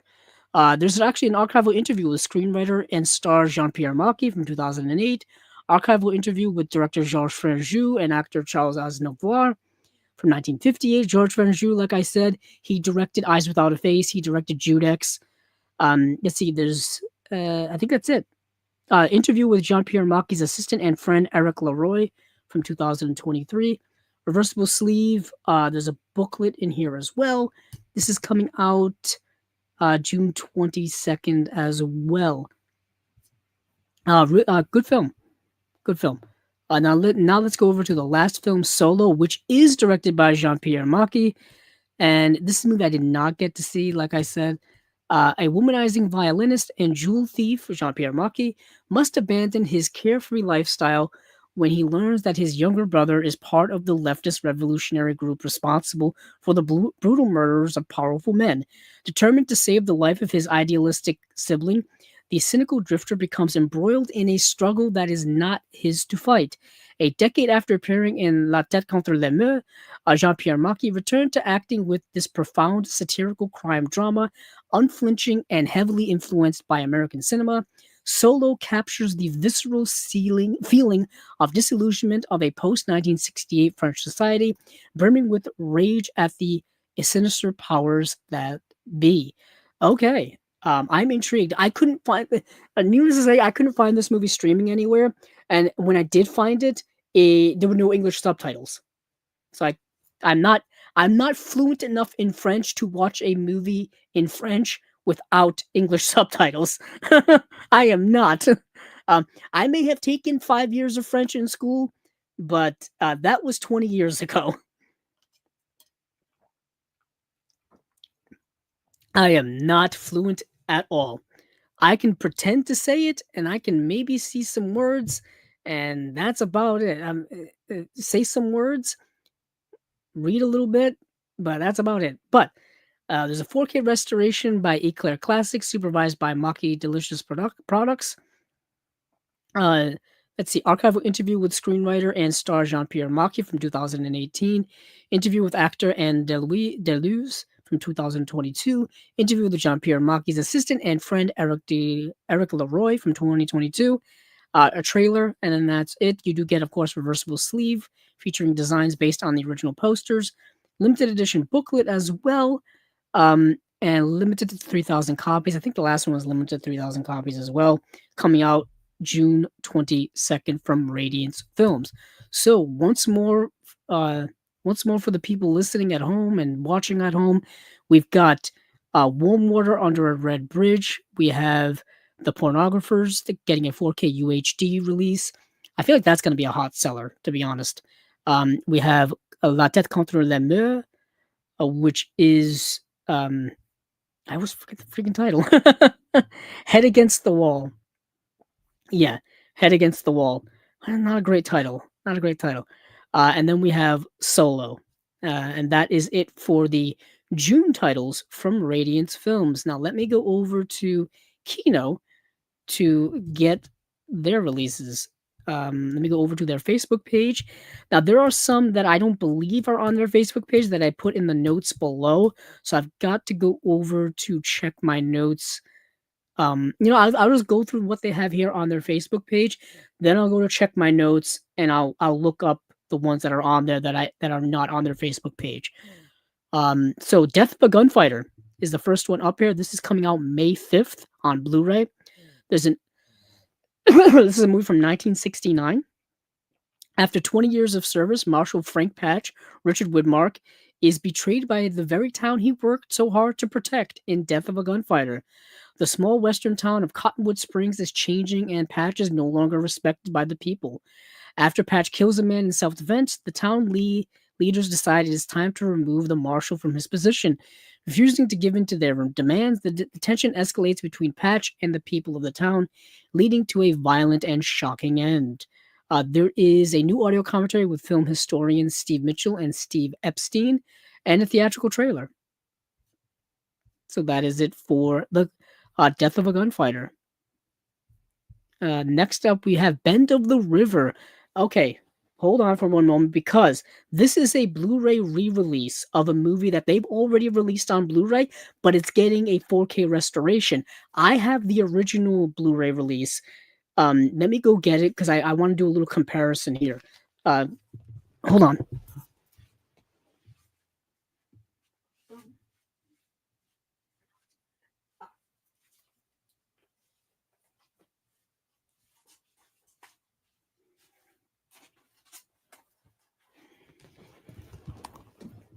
So they've actually changed the cover art as well, which you typically don't see when Kino re-releases something. Hold on, let me make sure this my headphones are plugged in. Um, so when Kino re-releases something, it's just the same artwork, right? And then they just, put the new disc in a case, and that is it. But they actually gave this a different artwork, which this isn't reversible. So it's new artwork, and like I said, Bend of the River, movie from 1952. This is the movie starring Jimmy Stewart, Arthur Kennedy, Julia Adams, and Rock Hudson. I think Rock Hudson's in it very briefly, but it's this movie here. Now, this is a Anthony Mann film. This is an Anthony Mann Western. After World War II, Jimmy Stewart, who served in World War II, actually, I believe, as a fighter pilot, he did a few westerns with Anthony Mann. His filmography and the movie choices after World War II were rather different than the movies he did before World War II. He started to do kind of different films, but he did westerns, and he worked with Anthony Mann on several movies. Winchester 73, which I've talked about how much I love. The Naked Spur, which Warner Archive has put out a Blu-ray of that, which I think I have. Yeah. I have my Anthony Mann section's actually like right over there. It's right there. um it's it's interesting. And he also did The Man from Laramie as another one. The Far Country, which I believe Arrows put out a Blu-ray of The Far Country. Uh, but Kino's put out Bend of the River, and this is your original Blu-ray of that. And this new Blu-ray, let's see. Actually, let me read the description of the movie, and then we'll do special features. Reformed outlaw Glenn McClintock, Jimmy Stewart, guides a band of pioneers from Missouri over the Oregon Trail to a new life in the Columbia River Basin in this Western adventure directed by the great Anthony Mann. When the settlers are cheated out of their supplies and cattle, Stewart crosses rivers, climbs mountains, and outguns greedy hijackers to ensure their survival through the first winter. Along the way, he is double crossed by ally Arthur Kennedy. Oh, that Arthur Kennedy. And assisted by the handsome San Francisco gambler Rock Hudson. Yes, okay. Yeah, that's what I remember. Um, and beautiful farmer's daughter Julia Adams. A screenplay by Borden Chase and featuring a wonderful cast that includes J.C. Flippin, Chubby Johnson, Stephen Fetchit, Harry Morgan. Oh, Harry Morgan, nice. Harry Morgan, wow. And it says Royal Dano. Uh, so the special features on this new edition that's coming out, 4K restoration by Universal Pictures in collaborations with Film Foundation. New audio commentary by film historian slash writer Julie Kurgo and author slash screenwriter C. Courtney Joyner, and an audio commentary by film historian Toby Rohn. Now, that second audio commentary by Toby Rohn is on the original release. Actually, it's the only special feature on this original release. Um, I'm I was gonna say I'm a little upset, but not really. I mean, it happens. If you've been collecting movies long enough, uh, chances are there's going to be a better edition of a movie that you already own that comes out. Usually, it's in a better format, but obviously this is not the case. It's still going to be just Blu-ray, but it is going to be a 4K restoration. Now, what I will probably do is I'll probably get this new 4K restoration of this movie and probably give this away to a friend. See if I can find a friend who likes Jimmy Stewart as much as I do. Because this is a good movie. It's Anthony Mann. It's a western. Also you have to like westerns too. Now you have to find somebody who likes westerns, which is a little easier said than done. The western isn't exactly a prominent genre these days. Set this aside. Um, yeah, so that's Bend of the River getting a Blu-ray re-release from a new 4K restoration that's done by Universal Pictures. Now, why aren't they upgrading it to 4K? Probably because of cost. From what I understand and from what I've garnered from interviews from a lot of people who've done interviews with uh, those behind the scenes who work at these companies, for a 4K release is rather more expensive than a Blu-ray release. I think it's like 4 times more, and you have to make you're like required to make a specific amount of them. Like I think it's like you have to make like several thousand more copies, like at a minimum of 4K versus a Blu-ray. So that's an added cost as well. Of course, disc manufacturing and all this kind of stuff. So I understand why Kino wouldn't put it out on 4K, but if there's a 4K restoration, you kind of want to see it in 4K, but I understand. Also, I don't know how many people are going to buy Bend of the River on 4K other than myself and probably a select few other people as well. Now, moving way away from westerns from the 50s starring Jimmy Stewart, we have a neo-noir from the 90s starring Matt Dillon and Sean Young. And that is the movie A Kiss Before Dying from 1991. I've always been a fan of Matt Dillon as an actor. I think he's a really good actor. And this was around the time where he was making his rise as an actor. The late 80s, Drugstore Cowboy was an early film from him. He was also he was also in several other movies at the time, but then the 90s hit and he was in a bunch of stuff. And Matt Dillon was a pretty big name back then. But this came out in 1991. Matt Dillon, Sean Young, and Max von Sydow star in this chilling romantic thriller from writer-director James Dearden. Troubled by the death of her twin sister Dorothy, Ellen Carlson, Sean Young, unwittingly falls in love with an ambitious young man, Jonathan Corliss. As she investigates Dorothy's death, a chance encounter reveals how little Ellen really knows about her husband, and what she doesn't know may kill her in this heart-stopping suspense thriller based on Ira Levin's best-selling novel. Um, Sean Young, I think, is probably most well known for being in Blade Runner. At least that's where I know her from. Um, and I think she was also in Ace Ventura. Going from Blade Runner to Ace Ventura to a 1990s neo noir. Uh, for special features for A Kiss Before Dying, there's a new audio commentary by film historians Steve Mitchell and Nathaniel Thompson, and there's another audio commentary that is new by film historians David Del Val and Classic Film Festival producer Ryan Bijan. And this one is coming out May 12th on Blu-ray. Next, we have a double feature. I know nothing about these movies. It's double feature of The Base from 1999 and The Base 2 Guilty as Charged from 2000. Let's see, The Base from 1999. Here's a little. It says a double dose of supercharged military action directed by Mark L. Lester, who directed Commando and The X. Okay. The Base, 1999. When an officer is gunned down on the Camp Tillman Army base, the Pentagon sends in their top Army intelligence man, John Murphy. Mark Dacascos, oh boy. Murphy discovers that a senior sergeant and his men are attempting to take over the drug business along the Mexican border. As Murphy delves deeper into the case, he walks a fine line of corruption and ultimately pits himself against an entire army. Okay, so that's The Base from 99. Then we have The Base 2, Guilty as Charged. Excuse me. My chest is feeling heavy. 24 U.S. soldiers are missing without a trace, and the president wants answers. Of course he does. It's up to John Murphy to find them. Murphy goes undercover to infiltrate an underground military court where those judged guilty are forced into a lethal sport of hunting, and they are the prey. It will take more than surviving the game to take down the court's sadistic ringleader, James Raymar. Nice. Great character actor of our time, James Raymar. I love when he pops up in things.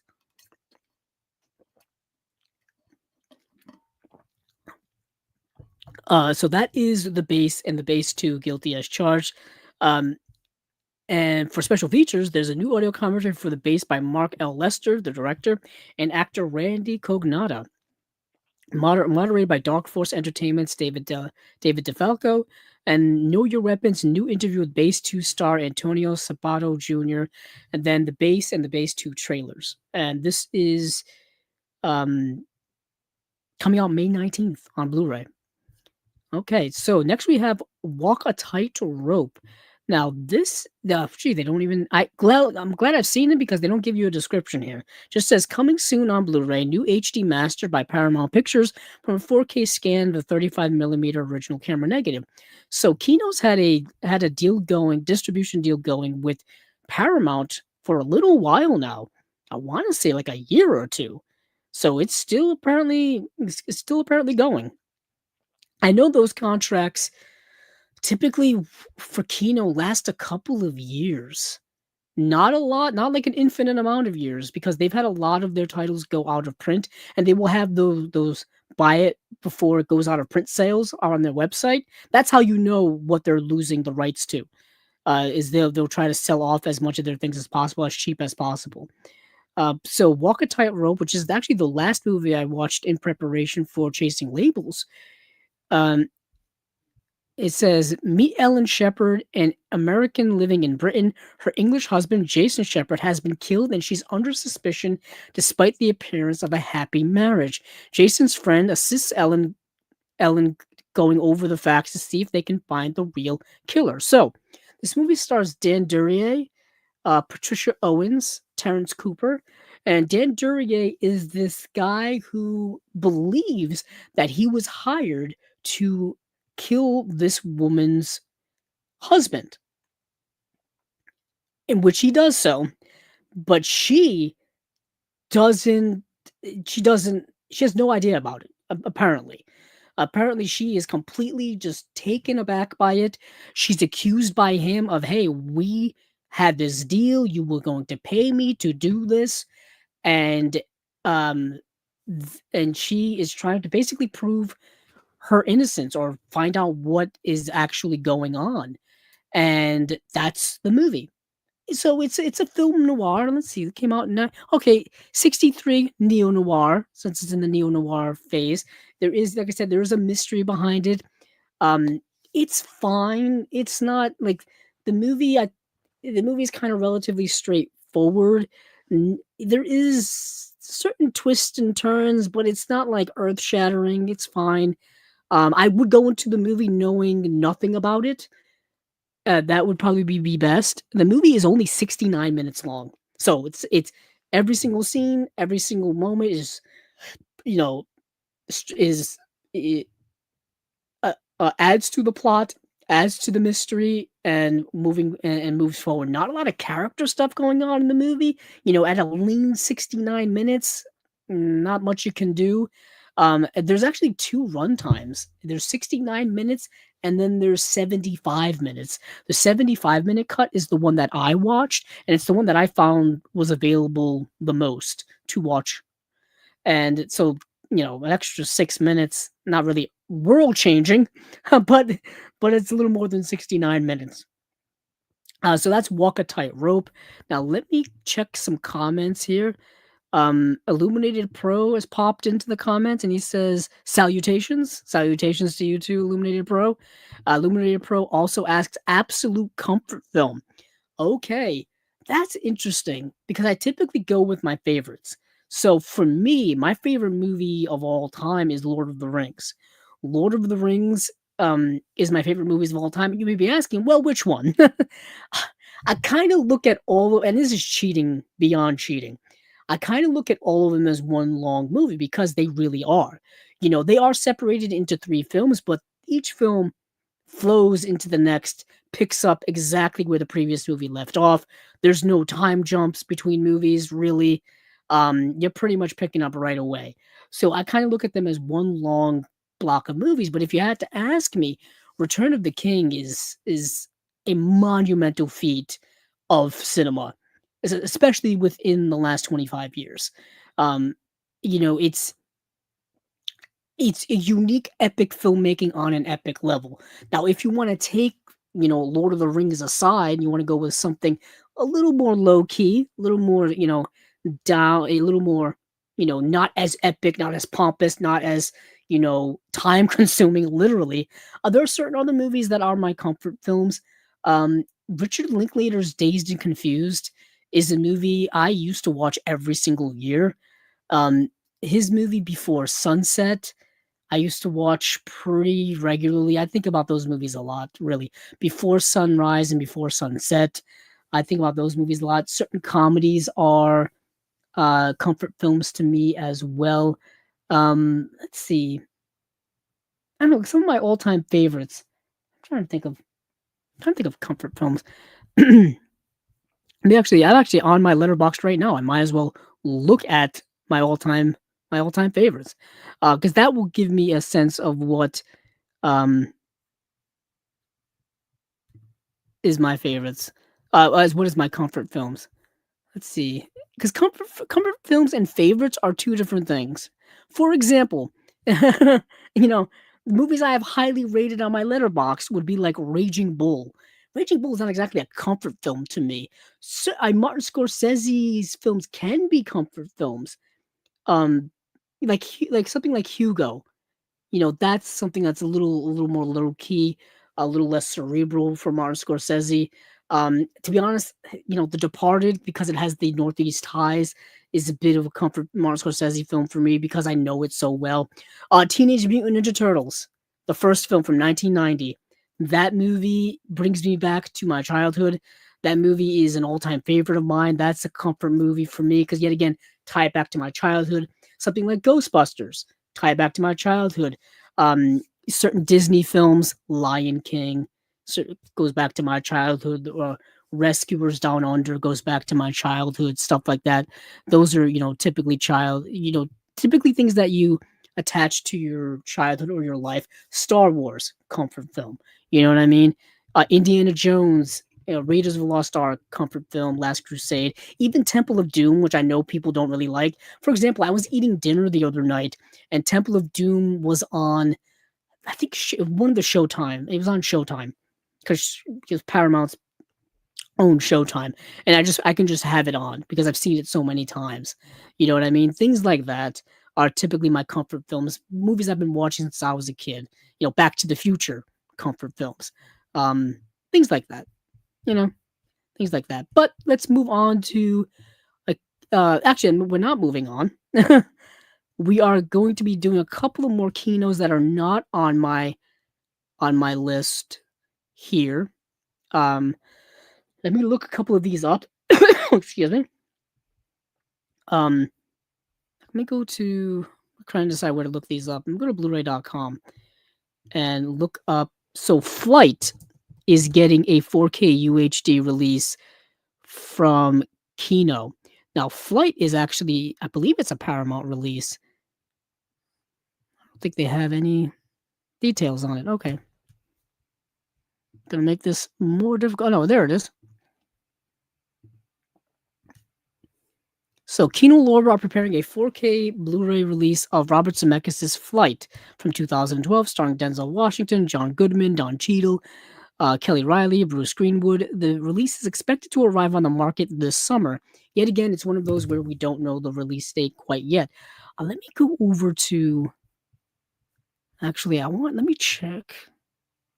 See if there's any details on this yet. 'Cause I feel like I saw details for this release.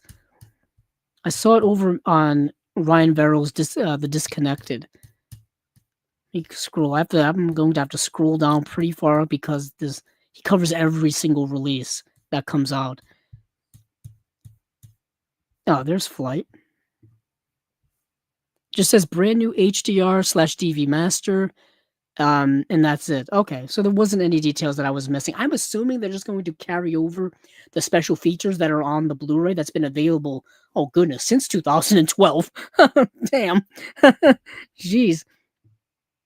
And they're also releasing a 4K of the Snowman. Okay, which I think I covered before. So the Snowman is a movie directed by Thomas Alfredson, if I do recall, and it stars Michael Fassbender, and it's not a great movie. It's notoriously, it's a movie that they were not able to make the whole movie. They were not able to shoot the whole script, which is baffling to me. They basically ran out of time in production to shoot the whole screenplay. So that's going to hamper a movie, and it does. And the movie's actually, I believe, edited by Thelma Shoemaker, who tries to salvage the movie. She really does. So coming on May 26th on 4K Blu-ray dual format in the US from Kino is The Snowman from 2017 from executive producer Martin Scorsese. That's why Thelma Shoemaker worked on it. Okay. Um, the Snowman is based on Joe Nesbo's New York Times bestselling thriller series. When an elite Norwegian crime squad's lead detective, Michael Fassbender, investigates the disappearance of a victim on winter's first snow, he fears an elusive serial killer may be active again. With the help of a brilliant recruit, Rebecca Ferguson, the cop must connect decades-old cold cases to the brutal new one if he hopes to outwit the killer before the next snowfall. An icy psychological thriller directed by Thomas Alfredson, who directed Let the Right One In, which is excellent. That needs a 4K release. I don't think it has one. I know Tinker Tailor Soldier Spy has a 4K release from Kino, and that's the movie starring. Oh goodness, why am I blanking on? Oh man, you can tell it's that time. It's that time of the podcast where my mind is going. My mind is completely blanking on names. Gary Oldman. Starring Gary Oldman, which I think was the first time he was ever nominated for an Oscar was for that movie. I remember that years ago. And Tinker Tailor Soldier Spy is based on a John Le Carré novel. John Le Carré is kind of like one of the masters of the Cold War spy era novels. He had a whole series of those throughout his career. He was incredibly well known for that.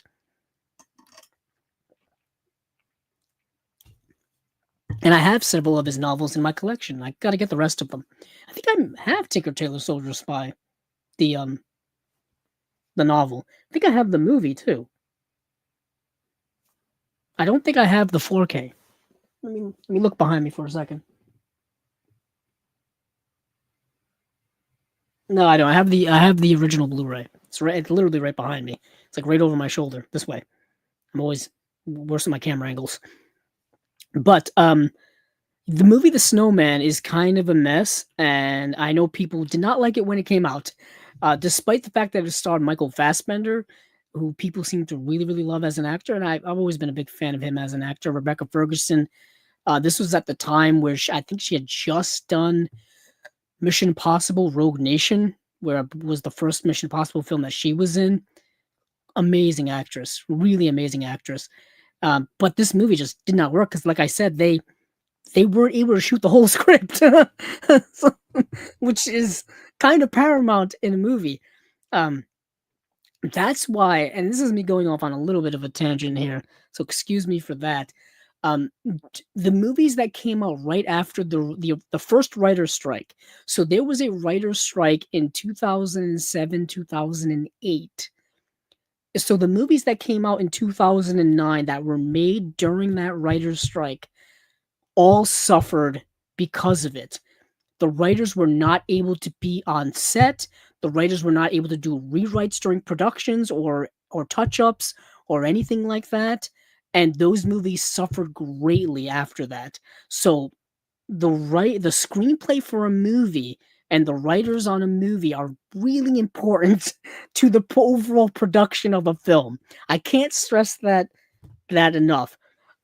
Last night while I was watching the Oscars, the Academy Awards, the screenplay categories, I always pay attention to those because there's some great screenplays in there that, unfortunately, obviously you can only have one winner. I think last night's winners were Sinners and One Battle After Another. Two really good screenplays in my opinion, but everything else that was nominated, you couldn't have gone wrong with any of those screenplays.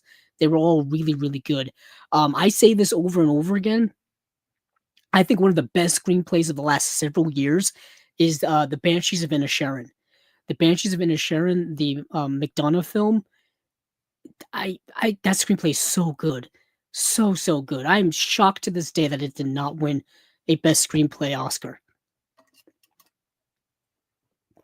But like I was saying, The Snowman, they couldn't shoot the whole screenplay. But for special features, it's a 2-disc edition. Brand new HDR Dolby Vision Master from a 4K scan of the 35mm original camera negative. There's an audio commentary by filmmaker slash film historian Steve Mitchell and screenwriter Michael Charles Hill. Making sure this is the right release. Yeah, it's the right one. um, and then there's another new audio commentary by film historians Howard S. Berger and Mark Edward Hoyk. Excuse me.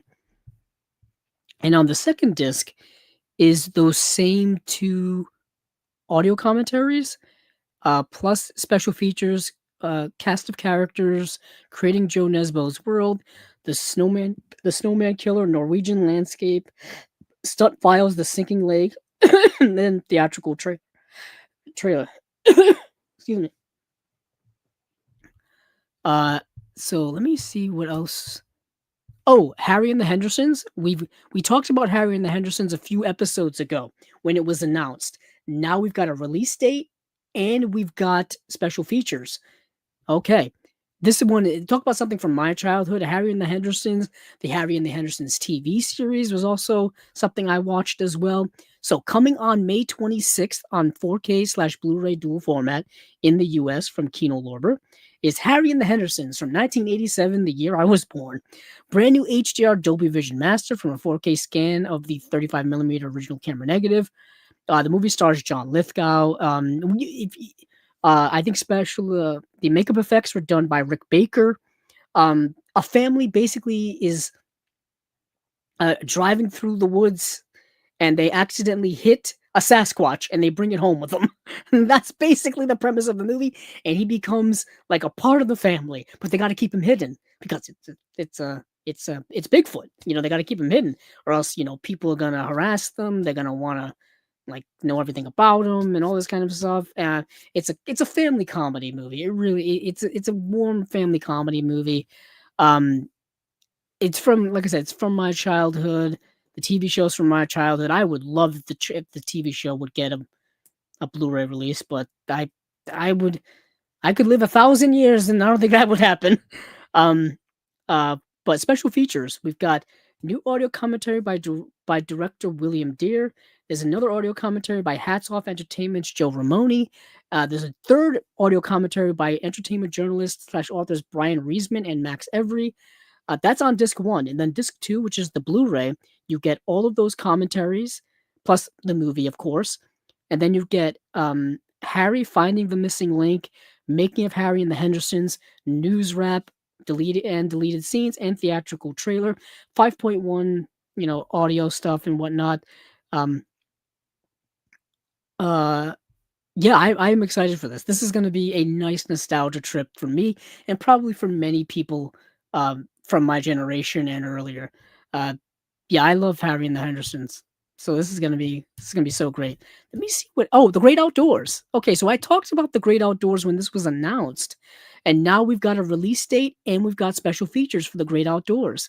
For those of you interested in this John Candy and Dan Aykroyd comedy from 1988, brand new HDR. No, it's coming out May 26th on 4K. And there's a brand new HDR Dolby Vision Master from 4K scan with 35mm original camera negative.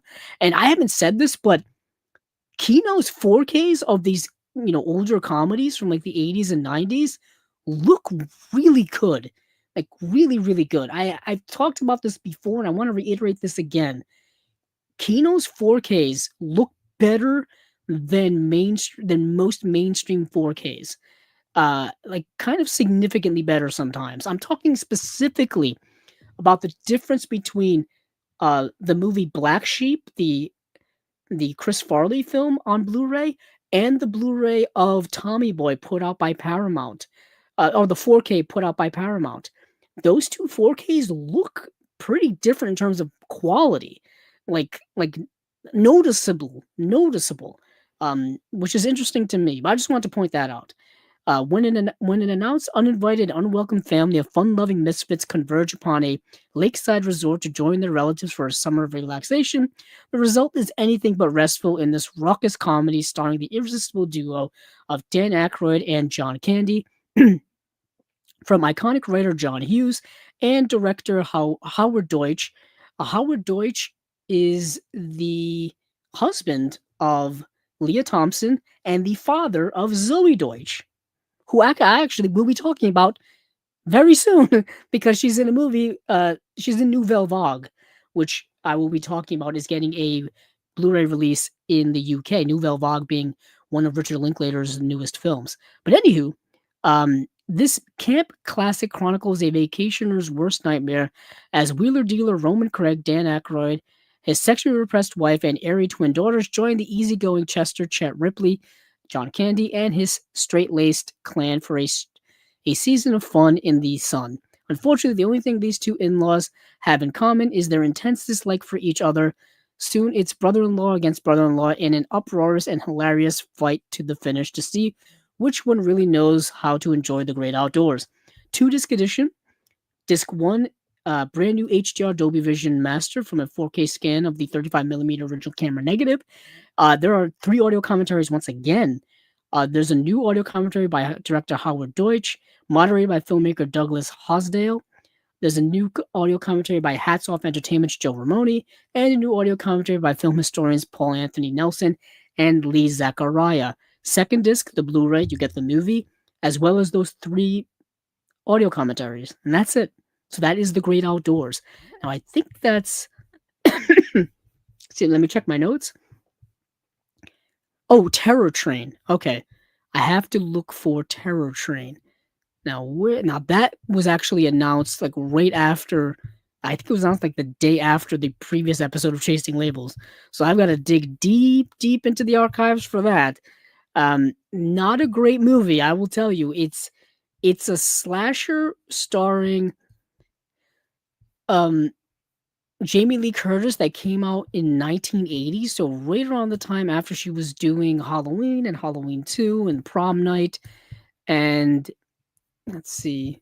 Yeah, I may have to look this up on Blu-ray.com. Let me look it up on Blu-ray.com. It all takes place on a train, hence the title of the movie. I, for some reason, cannot spell train. Oh, there it is. Terror Train. Let's see. Terror Train 4K, it says... No. Blu-ray.com, you are killing me when it comes to your lack of... Let's see. I'm trying to get some special feature information, and they're just telling me nothing.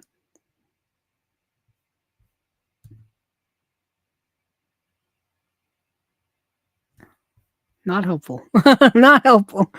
Oh, boy.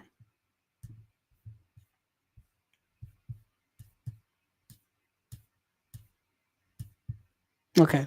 This is not helpful at all. Let me just keep scrolling down and then vamping for a little while. Because I want to see if there's actually any special feature information. Like I said, the starring Jamie Lee Curtis. The premise of the film is that it's kind of the usual slasher thing that we've seen in a lot of movies before. These kids play a prank on this young boy that they're kind of picking on, right? And it traumatizes him in such a way that later on he wants to get revenge against them. So he dresses up as this magician while like all of his classmates are on this trip on a train, and he starts like taking them out one by one, and this conductor is basically trying to stop him from doing it. That's basically the premise of the movie. And Jamie Lee Curtis is one of the classmates that was part of this prank that was pulled on him. So he's, wants revenge on her. Let's see. There's also one more Warner archive I've got to talk about too. Remind me. I mean, none of you guys can really remind me in any way, but let's see. Did I scroll past it? I may have scrolled. Oh, no, there it is. Finally, I had to scroll all the way back to March 4th. That's how long ago that this was announced. So, coming on May 26th on 4K from Kino Lorber, from a 4K scan of the 35mm original camera negative, you've got the movie, like I just said, starring Jamie Lee Curtis and Ben Johnson as well. Ben Johnson was in The Wild Bunch. Directed by Roger Spottiswoode, who directed Tomorrow Never Dies. Wow. I don't know how you went from this to Tomorrow Never Dies, but who knows. Yeah, it's a New Year's Eve party. Yeah, and a group of college co-eds have planned a masquerade bash aboard a chartered train. What they didn't plan on was that a knife-wielding psycho would crash the party and begin slaughtering the guests one by one. It's a 1980s slasher, right? And let's see, you have an audio commentary by Paul Korb of Canucksploitation.com and film historian Jason Pachonsky. Audio commentary by film historians Alexandra Helen Nicholas and Josh Nelson. That's awesome. Interview with director Roger Spottiswoode and screenwriter Judith Brasco.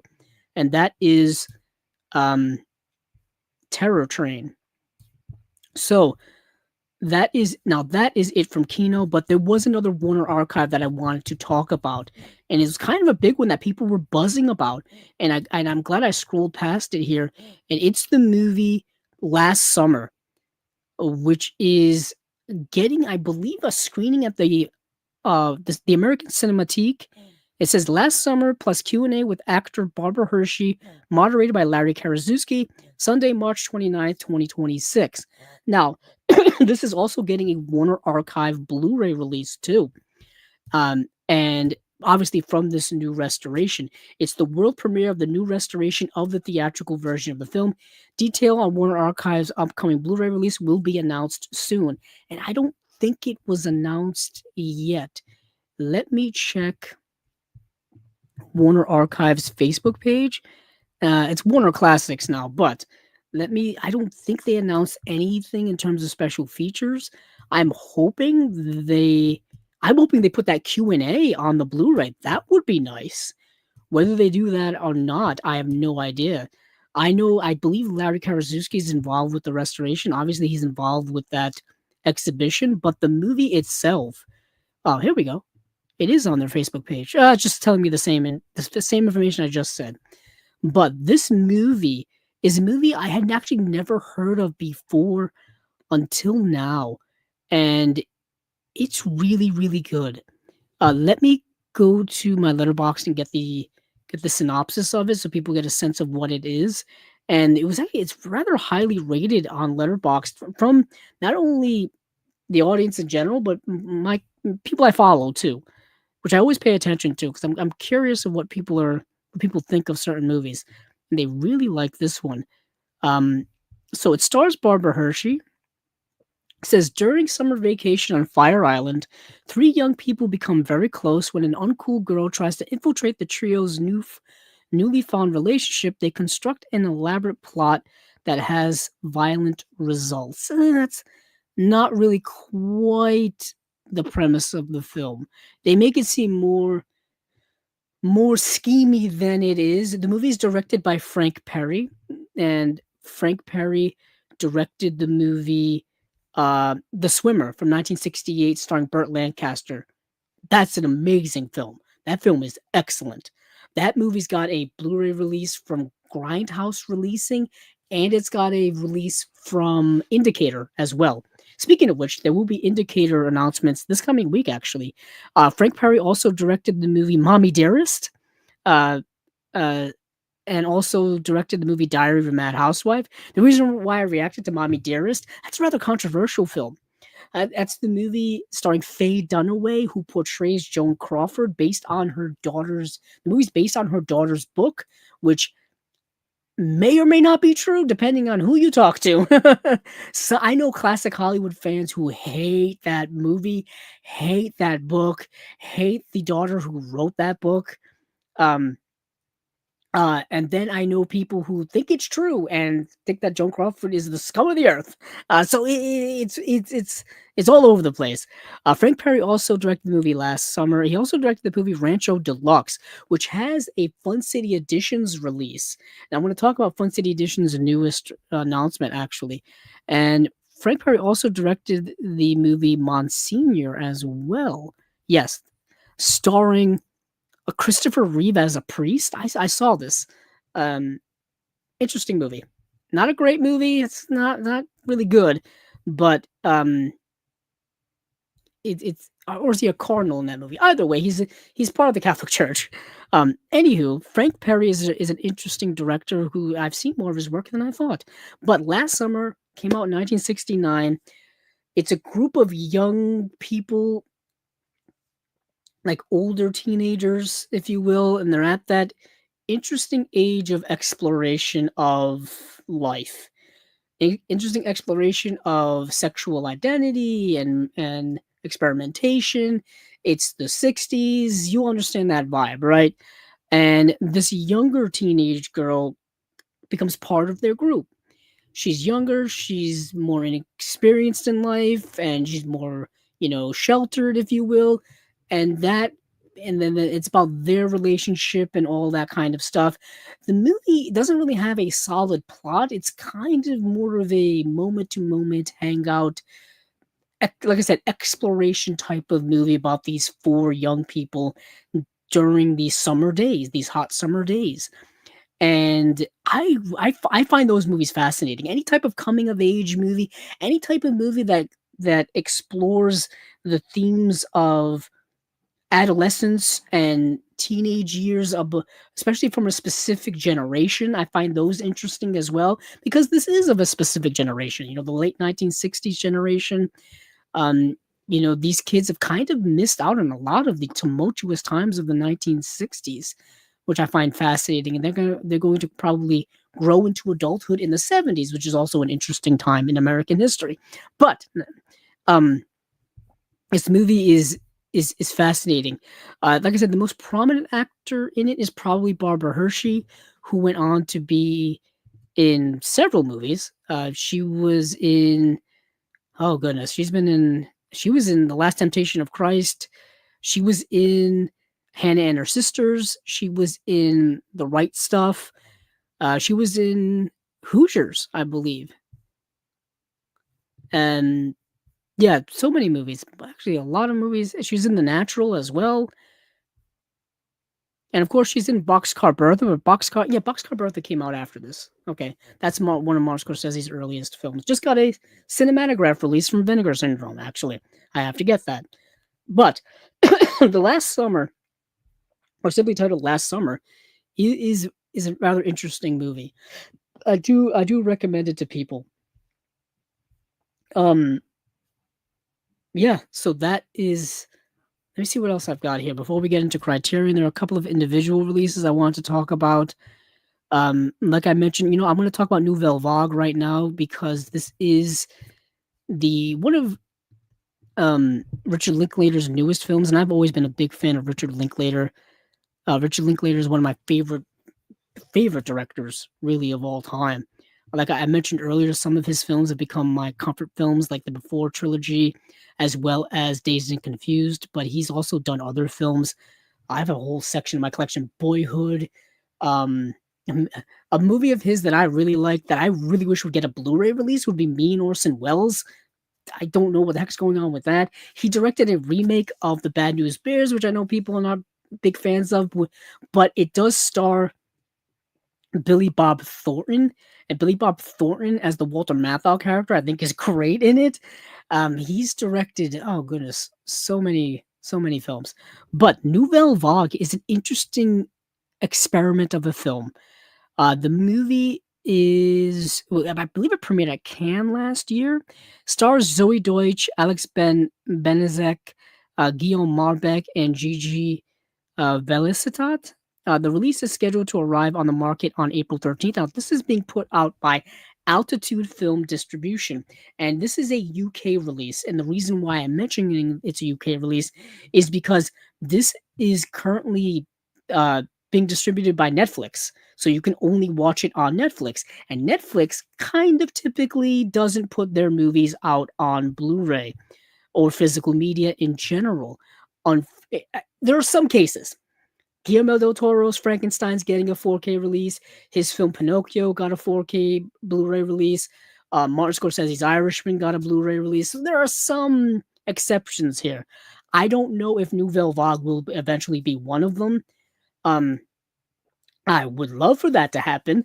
I mean, there are several movies that have been out on Netflix for many, many years that have not gotten Blu-ray releases yet. I'm thinking of The Ballad of Buster Scruggs, the Coen Brothers film. No Blu-ray of that yet.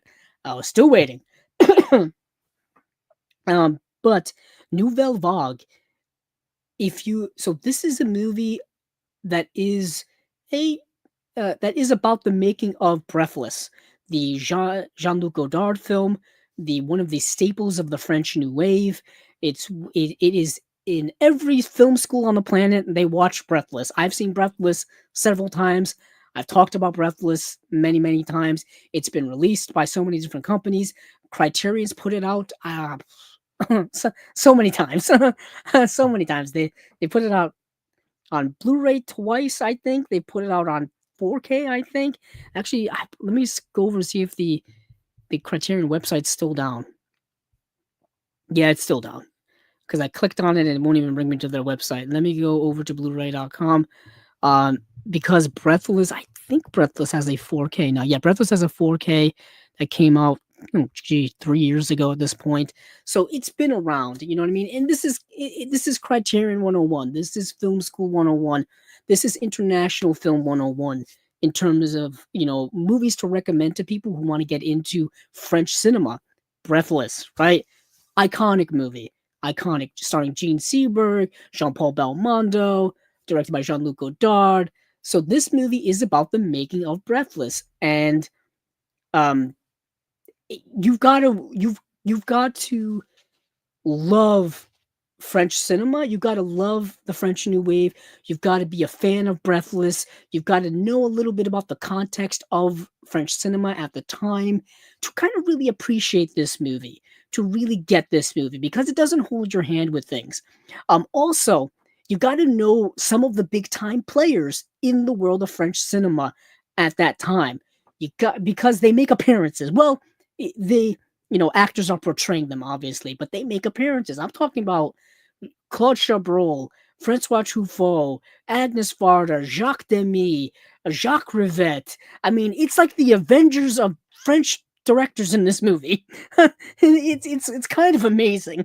It gave me a little bit of goosebumps, if you will, because I know it's fictional versions of these people, but damn, if it wasn't cool to see them represented on screen. They're all at the Cahiers du Cinema typing away at typewriters. It's kind of great. It's like a cinephile's wet dream of a movie at times.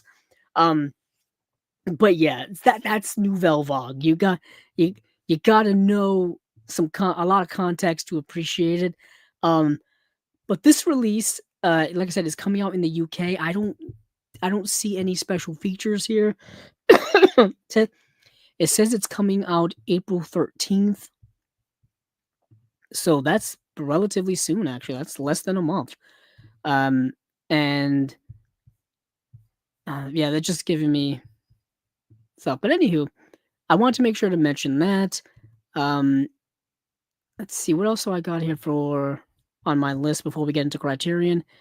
Because I want to speed things up. Oh, I'm going to go to Fun City. Let me go. Yeah, because then there's Fun City editions. Oh, Criterion's website is back up. Hey, now. Good. They went from the time I've started streaming 2 hours or so ago, the website went from being active to being down for maintenance to being active again. So things are looking up here on Chasing Labels. But let me go over to Fun City Edition's website to talk about their newest release. Hopefully it is. Oh, it is on here. Thank goodness. So it's called Spike of Bensonhurst. It's a 4K UHD / Blu-ray limited edition site exclusive. Also, if you are interested in Fun City Editions, if you are a fan of Fun City Editions, or even if you're not and you don't, but you want to know more about Fun City Editions, Steven, the producer / former co-host here on Chasing Labels, just did an interview with Jonathan Hertzberg, who that's his label, that's his company of Fun City Editions. Jonathan Hertzberg has been on here on Chasing Labels a couple of times over the last few years. So check out that recent interview that Steven did with him. And also check out some of the releases on their website at funcityeditions.com. I've got to catch up on a few myself. So yeah, I'm looking because up there, I'm pointing off screen. You guys can't see it, but up there on a shelf in front of me, I have all my Fun City Editions like lined up together. And there's a gap there at the end of all the ones I don't have, and it bothers me every day. I don't know if other collectors do this, or maybe it's just me, but when I look at my collection, all I see are the things that I don't have. All I see are the things that I'm missing, and all I see are the holes and the gaps in my collection. No matter how many movies I have, no matter how many movies I get, all I ever see are the things I don't have and the gaps and the holes in my collection that I need to get or I need to fill. I don't know what that says about me, but I just thought I would point that out. So every time, every day, I see my Fun City Editions shelf and I go, man, I'm missing some stuff. And I'm missing some stuff from like the last year or so, actually. We have we have some comments here. We have another comment here, actually, for Dustin Putman. Dustin Putman, who will be, I believe, still Dustin. If you're listening, if you're watching, Dustin will actually be here co-hosting with me uh in the next episode, actually. Um he will be co-hosting with me on the 30th of March. So that will be the next episode. If that is still indeed the case. And he is along with me. It's the struggle of needing to fill the gaps of missing films when you have so many. It is so real. It really is. People and non-movie collectors don't get it. They don't get it. Yes. Uh, they don't understand that they like non-movie collectors will walk into this area here, and you guys are only seeing a little bit of it. I'm the You guys are only seeing a little bit. I'm gonna turn you a little bit here, ever so slowly, so I don't screw things around. This is everything, you know. This is a lot of what I got. Right. I'm not gonna show everything, or because I'm afraid my camera's gonna fall off the tripod. But let me move you guys back here. Um, they walk in here and see all of this, right? And they're like, and they think it's a lot, and it is, of course. To the untrained eye, it is a lot. But to me, there's so much missing. There's just so much missing. Um, Man, and it gets to me every day. Um, but yeah, Dustin will be joining me next time. Dustin Putman will be joining me next time, so I can have someone else to talk to here instead of just talking out loud to nobody. I'm just talking out loud to nobody. Um, so thank you, Dustin, for popping in. Thank you for joining me next time. Um, but back to Fun City Editions. Let me close some of these tabs actually, so I'm not losing track of where I am. So we have the movie Spike of Bensonhurst, 4K UHD Blu-ray. It's a limited edition site exclusive. Now, Fun City does do that a lot from time to time, where they will have website exclusive editions or just website exclusive titles, so you can only get it from their website. And other companies do this as well. They're not the first, and they're certainly not the last. And this is one of them. So let me read this here. This is an interesting movie. This is a Paul Morrissey film. To give you a little sense of what this movie entails. He's a wild, irresponsible, two-timing wise guy from Brooklyn, but you gotta love him. Spike Fumo, Sasha Mitchell, aspires to boxing glory and doesn't want to end up as a loser like his dad, who's taking a rap in Sing Sing for a local mob boss, Baldo Cacchetti, who's portrayed by Ernest Borgnine. Ernest Borgnine as a mob boss.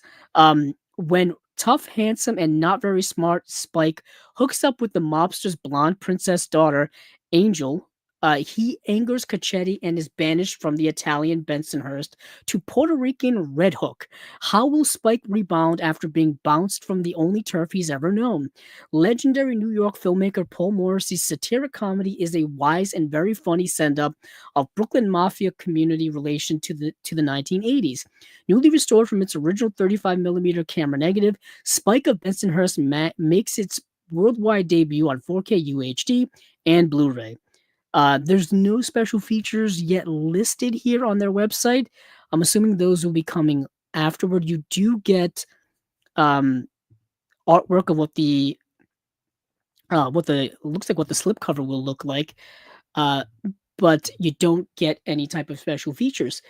And this movie is interesting. So, for right away, for those of you who don't know who Paul Morrissey is, an interesting kind of underground filmmaker. The two films that I know him from the most are Flesh for Frankenstein and Blood for Dracula.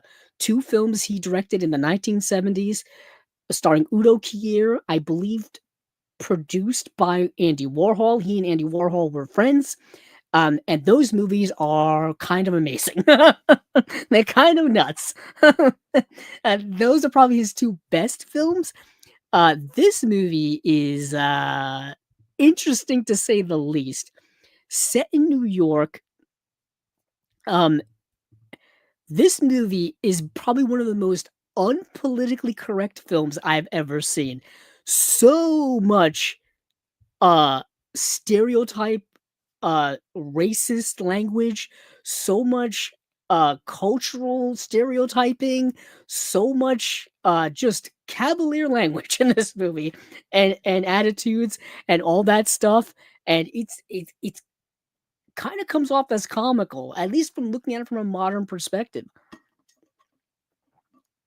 But if you are someone who is very sensitive to harsh, racist, misogynistic, stereotypical language, this movie is probably not for you. I don't think Paul Morrissey's for you in general, because his movies are, he doesn't give a damn. He doesn't give a damn in his movies. Like I said, Ernest Borgnine as a mob boss is kind of inspired casting. I love Ernest Borgnine so much, and he is uh, fascinating in this movie, to say the least, because he. So Sasha Mitchell's character is a boxer at a local gym. He's kind of a big dumb lug of a guy, not smart at all. He's like racist, misogynistic. He's like he's playing like a stereotype of what an Italian person is. Like kind of like what if Rocky was like a like over the top stereotype, like a ridiculous comedic stereotype. Kind of like kind of like John Travolta in Saturday Night Fever and Staying Alive.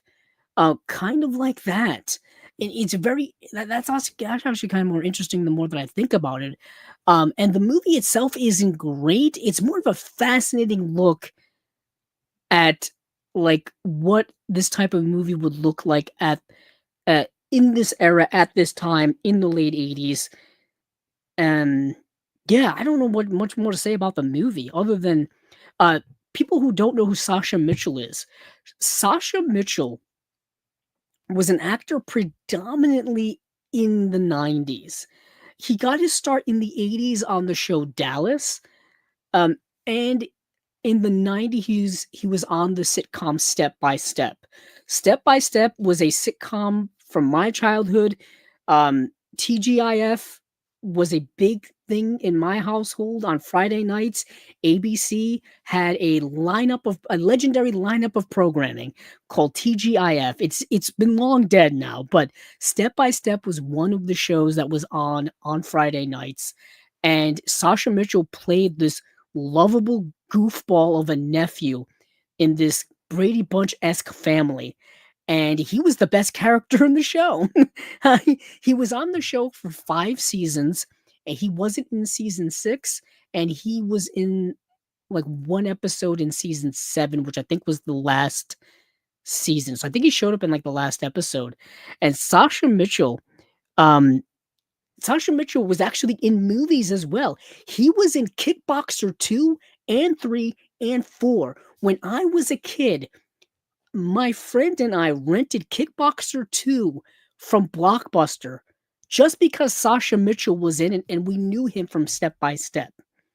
That's how big of a fan I was of Sasha Mitchell, because Sasha Mitchell, he's kind of like the prototypical what you would kind of want to be a lead actor in a movie. He was young, he was handsome, he was physically fit, hence why he was probably in those kickboxer movies, but he was never really like a great actor who could lead a movie. in my opinion. He did mostly B movies throughout his career. If you go and look at his IMDb, it's mostly B movies and then like Step by Step. That's kind of most of what his career was.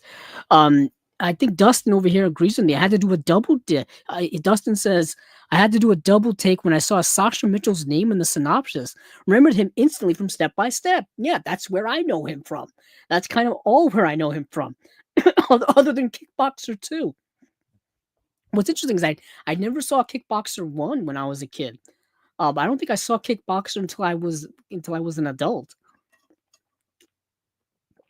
But I think they tried to turn Sasha Mitchell into kind of a bigger star, and it just really never worked. Yeah, he doesn't do much acting now. I don't think he's acted in anything since 2019. I think I was looking at his IMDb. But if those of you who are 80s and 90s kids, you'll probably remember him from being on Dallas, and you'll remember him from being on Step by Step. Honestly, other than Suzanne Summers and who was the dad in that, Duffy? Those are the two major stars. Everyone else in that show really didn't do much afterward. Although one of the actors in that show, Jason Marsden, actually has had a long career doing voiceover for animated stuff. Jason Marsden was the voice of Max in a Goofy movie, and he's been doing voiceover work for a long time. He is also actually from here. He's from Rhode Island. He's actually from the town like next to mine. And Jason Marsden, I saw him at Rhode Island Comic Con several years ago. He was there, and he was doing an interview with somebody, and I walked by him like several times. My cousin actually, like, because he was also like a dancer as well. Like he worked he trained at a dance studio, a local dance studio, and my cousin trained at that same dance studio when she was younger. So very fascinating how this all kind of connected. But yeah, Jason Marsden, who was on Step by Step, he went on to do a lot of voiceover work. Even to this day, I think he's still doing voiceover work. And they brought him on just for like a Goofy movie anniversary, actually, because he was the voice of Max. Anywho, but yes, Sasha Mitchell's interesting. Like I said, Ernest Borgnine's in the movie. This movie's not great, but it's fascinating. It's more fascinating, if anything. It's definitely a B movie, underground movie. It definitely is. It's ridiculous. It's kind of a ridiculous plot, ridiculous dialogue, not great acting.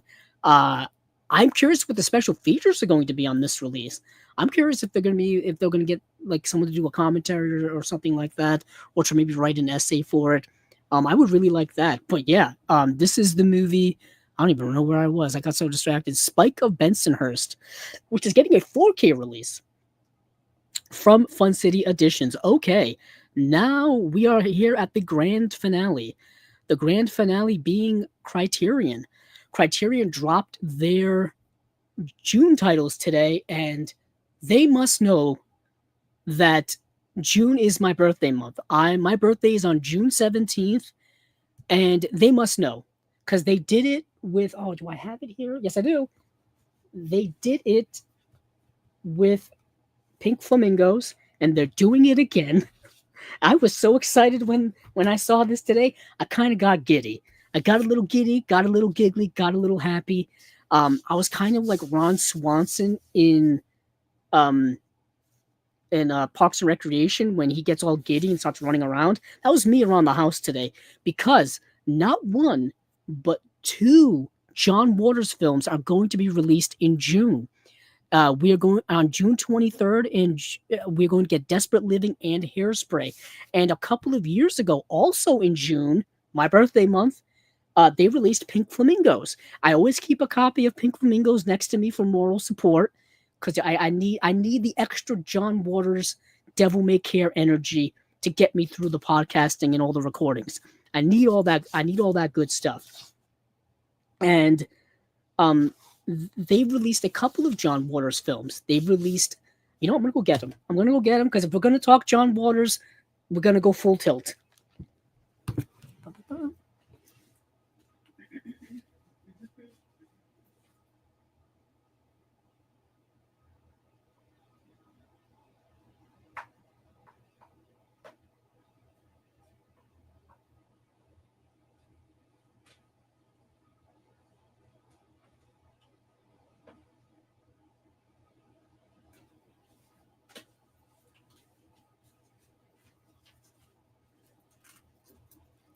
All right, I decided to get all of my John Waters films off the shelf. So, I'm going a little crazy right now. You guys are gonna have to keep me. I gotta calm myself down, okay? Cause uh, let me go back to point here. Let me go back to point before. We're not only getting one, we're getting two John Waters films, and amongst the other films that are also getting released are there's an Eclipse series number 6, which is Carlos Saura's Flamenco trilogy. So I believe this is probably a Blu-ray re-release of that Eclipse series set. We are getting It Was Just an Accident. That is the Jafar Panahi film that came out last year. That was a critical success. It's honestly one of the best film movies I watched last year. We are also getting a movie called High Art. We're getting a movie called Magellan. We're getting a movie. We're getting a release called West Indies: The Fugitive Slaves of Liberty. We're getting a 4K re-release of Charade, and we're getting a 4K re-release of Five Easy Pieces. Now, back to John Waters, Desperate Living, and Hairspray. Now, let me get all my John Waters ducks in a row here. So, I got all my John Waters films. Let me put them in order. Let's see. Let me put Pink Flamingos where it's supposed to be. I got my OCD makes me put things in chronological order. So, I've got all of my John Waters films. I don't have every single one of his films. He's one of my favorite filmmakers, and I don't have every single one of his films. That's another one of the collecting misses that I have. So, I am missing actually my favorite John Waters film is Cecil B. Demented. Cecil B. Demented, which has a Blu-ray release from Umbrella, and I want to get the collector's edition, but I have to import that collector's edition from Umbrella's website from Australia, and it's kind of expensive for one movie. So I'm biding my time on that. But Criterion has put out several John Waters films. They put out multiple Maniacs. They've put out Pink Flamingos, probably his most well-known film. They've put out Female Trouble, his follow-up to Pink Flamingos, which is probably even, I think, more raunchier, maybe, than Pink Flamingos. And then we have Polyester, starring Divine and Tab Hunter. And then we have Hairspray. So, Hairspray, this is the Blu-ray release that came out a few years ago from Warner Brothers. Now, they are putting out a Blu-ray, no, they're putting out a 4K release, actually, of this movie. They're putting on a 4K and a Blu-ray. This has been available on DVD. I've owned it on DVD. I've owned it on Blu-ray. And this is probably John Waters' most accessible film. This is his PG film. All of his other movies, not really PG. And this is a movie starring Sonny Bono, Ruth Brown, Divine, Debbie Harry, Ricky Lake, Jerry Stiller. John Waters makes a cameo in this movie as the doctor. It's kind of amazing.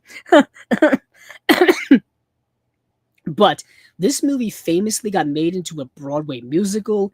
That Broadway musical then got turned into a movie starring Zac Efron in the 2000s. And was it the late 2000s? I think it was. That was a big hit of a movie, right? But this is the original John Waters film that the musical was based on, that movie was based on.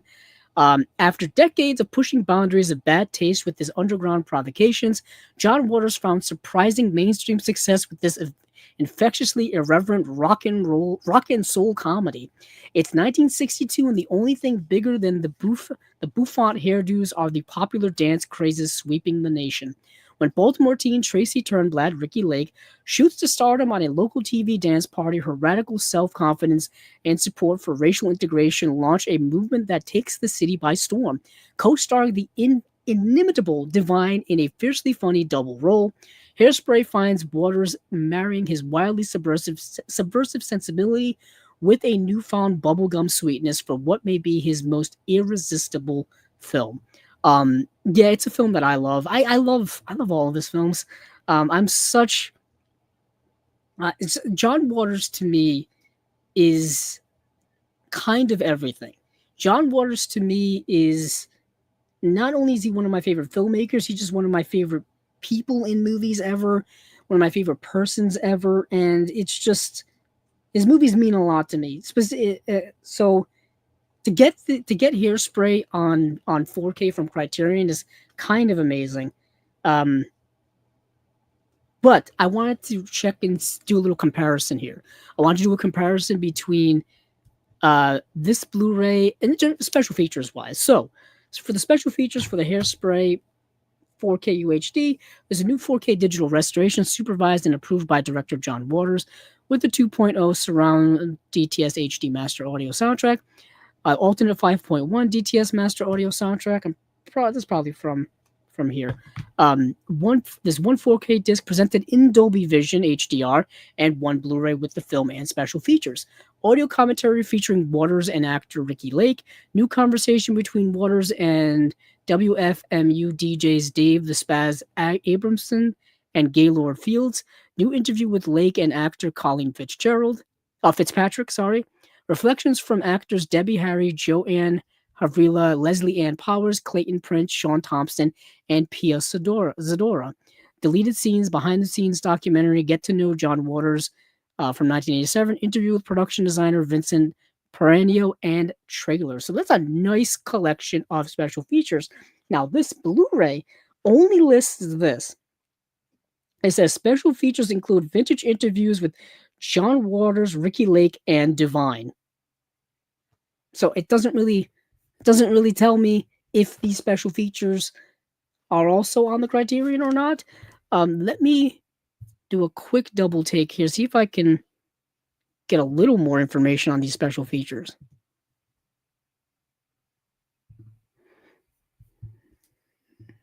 See if I can actually get it. Okay. So, yeah, wow, they didn't list Diddley Squad in the back of this. Because if you go onto Blu-ray.com, there is a review of this Blu-ray, and it tells you a lot more. So, there's actually a wealth of extras on here. Okay, so this original Blu-ray actually does have quite a few extras, which is really nice. Let me list those off here. There it is. Commentary with writer and director and actress Ricky Lake. Okay, so that looks like that carries over. Get to Know, the 1987 interview with Waters by local reporter Denise Koch ran on the WJZ TV Baltimore. I think that carries over. Let's see, Vincent Peranio, Hairspray's production design. Rachel Talali, producing Hairspray. Original Hairspray featurette. Two of the original Buddy Dieners, Linda and Gene Schneider. Dennis Dermody, Sue Lowe, and Brooke Eaton, Divine in Memoriam. Sue Lowe, Peter Coper, and Dennis Dermody, A Portrait of Cookie Miller. Bob Adams on the Dreamlanders, Close Circle of Friends. The Dreamlanders are basically John Waters' troupe of collaborators, actors, essentially. Dennis Dermody, Season's Greetings, Love John. This is Dermody reviews his collections of Waters' personalized Christmas cards and invitations. Ricky Lake, a Hairspray reunion. And then there's audio-only clips as well. So this was a stacked Blu-ray. This is a stacked Blu-ray. I don't think all of this has made the transition over to... Yeah, all of this has not made the transition over to the Criterion. So some of it has, but not everything. No, not everything. So if you have this Blu-ray, hold on to this, because I don't think this Criterion has all the special features. Yeah, hold on to this. If you don't have this, you can still get this for relatively cheap. I've had this for several years. But moving over to the other John Waters Criterion release, we've got Desperate Living. So, following the unrepentant outrageousness of Pink Flamingos and Female Trouble, John Waters brought his notorious trash trilogy to a fittingly twisted close with this anti-fascist fairy tale after hysterical housewife Peggy Gravel, portrayed by Mink Stole, murders her husband with the help of her fed-up housekeeper. The the newfound sisters in crime escape to the bizarro shanty town of Mortville, a depraved penal colony presided over by a despotic queen portrayed by Edith Massey, a unique person if there ever was one, whose tyranny pushes her subjects to shocking revolt. A deviant cops, death by dog food, DIY surgery, Waters unleashes all this and more in an once and relentlessly warped and oddly moral vision of queer rebellion. Excuse me. Excuse me. So, this movie does not star Divine, which is one of the only John Waters movies to not star Divine before their passing in the late 80s.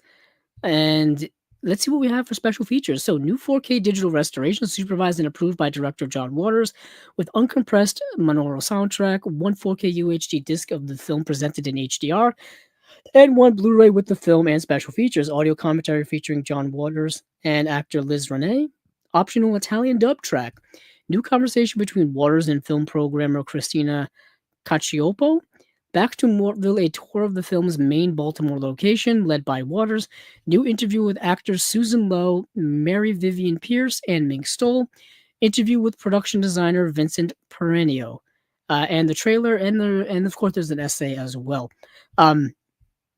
I think Desperate Living's only been available on DVD, I'm pretty sure. So this is going to be a massive upgrade. Because this is a 4K UHD release, so this is going to be a massive upgrade. So yeah, we have Desperate Living, we have Hairspray. Awesome. Now let me get my wits about me and talk about some of these other releases. So let's go over to the Eclipse set, Eclipse Series 6 Carlos Sora's Flamenco Trilogy. One of Spanish cinema's great auteurs, Carlos Sora, brought international audiences closer to the art of his country's dance than any other filmmakers before or since. Let's see. In his flamenco trilogy, Blood Wedding, Carmen, and El Amor Brujo, Sora merged his passion for music with his exploration of national identity, all starring and choreographed by legendary dancer Antonio Gades. The films feature thrilling physicality and electrifying cinematography and editing, colorful paeans to bodies in motion, as well as cinema itself. So we've got Blood Wedding from 1981, we've got Carmen from 1983, we have El Amor Brujo from 1986. Let's see, we have some descriptions here for these movies. Carlos Sora began what would become his flamenco trilogy with this depiction of a single dress rehearsal for choreographer Antonio Gades' adaptation of poet and playwright Federico Garcia Lorca's tale of passionate revenge. No mere recording of a ballet, Blood Wedding uses gripping camera work and heart-pounding rhythmic editing to evoke the experience of moving with the dancers every step of the way. Blood Wedding was released in 4K resolution by Mercury Films. Wait a minute, hold on. Is this just a Blu-ray? Yeah, just a Blu-ray. I had to double check there. It's a 2-disc set, so 3 films on 2 discs. Carmen, Carlos Sora's biggest international box office success, was this self-reflexive meditation on both Georges Bizet's popular opera Carmen and the original novella by Prosper Mérimée. Antonio Gades plays a choreographer who gets involved with his neophyte lead dancer and grows dangerously jealous, depicting the ups and downs of their affair in between rehearsals for Gades' ballet. Carmen is visually a hypnotic hall of mirrors in which the dancers become inseparable from their personas. Carmen was restored in 4K resolution by Mercury Films. See a bit of a theme here. Okay, so El Amor Brujo. The flamenco trilogy's most straightforward narrative is also its most forthrightly theatrical, a modern take on composer Manuel de Falla's Roma ballet, dressed up in pink sunsets, hellishly red fires, set in a dusty Andalusian village. El Amor Bruja is a seductive melodrama of a man whose beloved is haunted by the ghost of another. This was also uh, restored in 4K resolution by Mercury Films as well. So that is the Eclipse series number 6, Carlos Sora's Flamenco trilogy. All right. Now we'll move on to It Was Just an Accident. Now this is a straight Criterion release. It's not a Janus Contemporaries or a Criterion premiere release. So It Was Just an Accident, which this is a really great film. This film is excellent. In this Palme d'Or winner from the Iranian author Jafar Panahi, a chance encounter sets in motion an urgent moral thriller. When a stranded driver walks into his shop, mechanic Vahid believes he has come face to face with Egbal, a notoriously brutal guard who tortured him during his political imprisonment. Gathering a band of fellow former inmates and other allies, Vahid sets out to take justice into his own hands, but does he have the right man? Shot in secret after Panahi's longtime ban from filmmaking in his home country, Iran, It Was Just an Accident is a tour de force of sustained tension and mordant humor, provocatively shifting perspectives to examine vital questions of trauma and revenge. Yeah, this movie is a moral quandary of a plot, moral quandary of a film, where this man believes he is encountering the prison guard who tortured him and several others while in political imprisonment, and he decides if he's going to take revenge on this person or not. What is he going to do? Does he have the right man, who vehemently denies that he is this person that this person is accusing him of? And also, he goes to his friends who could either back up his claim or not back up his claim, or what advice are they going to give him about this situation? And the movie doesn't answer a lot of these tough questions. And how could one answer these tough questions? These are deeply moral questions that they are answering here, or question or having to deal with rather. Um, Great film, amazing film, great tension, great acting, great writing. It's one of those movies that'll make you hold your breath. Jafar Panahi is an excellent filmmaker. I believe this premiered at the Cannes Film Festival as well. So there is a new digital master approved by director Jafar Panahi with 5.1 surround DTS HD master audio soundtrack, one 4K UHD disc of the film, and one Blu-ray with the film and special features.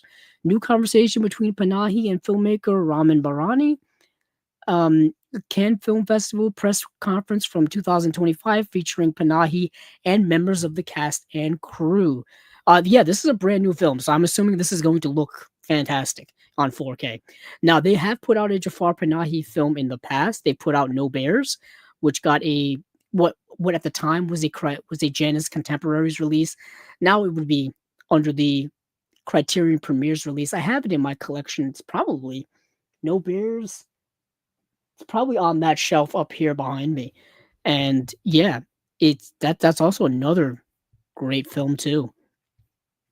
Let's see. So we've talked about those four. Let's go over to Magellan, because I actually don't. This is one of the movies I have not seen. So I don't have a lot. I don't have anything to say about it, to be quite honest with you all. I've heard about it. Yeah, because it stars Gail Garcia Bernal. Hold on. Sometimes I forget what I've actually seen and not seen. So let me see if I've actually seen the movie or not. Let's see. How does one spell Magellan? That famous. Okay, so this is the movie from 2025. I have not seen it. I've heard about it though. Huh. Interesting. So let me see what it says here. A hypnotic journey engraved in images of staggering beauty and horror. This monumental achievement from Lav Diaz boldly rewrites the imperialist myth-making of the Age of Discovery. That's why Lav Diaz, I think he did a Criterion Closet video. That's why he was there. Okay, that makes sense now. Elegantly minimalist yet overpowering in its scale and impact, Magellan follows the 16th century Portuguese explorer Ferdinand Magellan, yeah, who was portrayed by Gael Garcia Bernal as he embarks on his epochal quest to cross the Pacific, a voyage that spirals into zealotry and violence when he attempts to impose Christianity upon the people of the Philippines. Abetted by Garcia Bernal's radically anti-heroic portrayal, Diaz composes a stark vision of brutality at the heart of the European conquest and a haunting elegy for a lost pre-colonial past. So this is a Criterion Premieres release. So the only special feature on here is Meet the Filmmakers, Lav Diaz, a Criterion Channel original interview. Now, I want to see if I've seen any other Lav Diaz films. I have not. Okay. But I've heard of his work. And like I said, I think he did a Criterion Closet video recently. So this is something that's fascinating to me just because Magellan is an interesting, he's from the age of exploration. His whole deal was he was going to circumnavigate the globe. He was going to go all the way around the planet, or at least perceive what the planet was at that time. That was his thing. He didn't make it.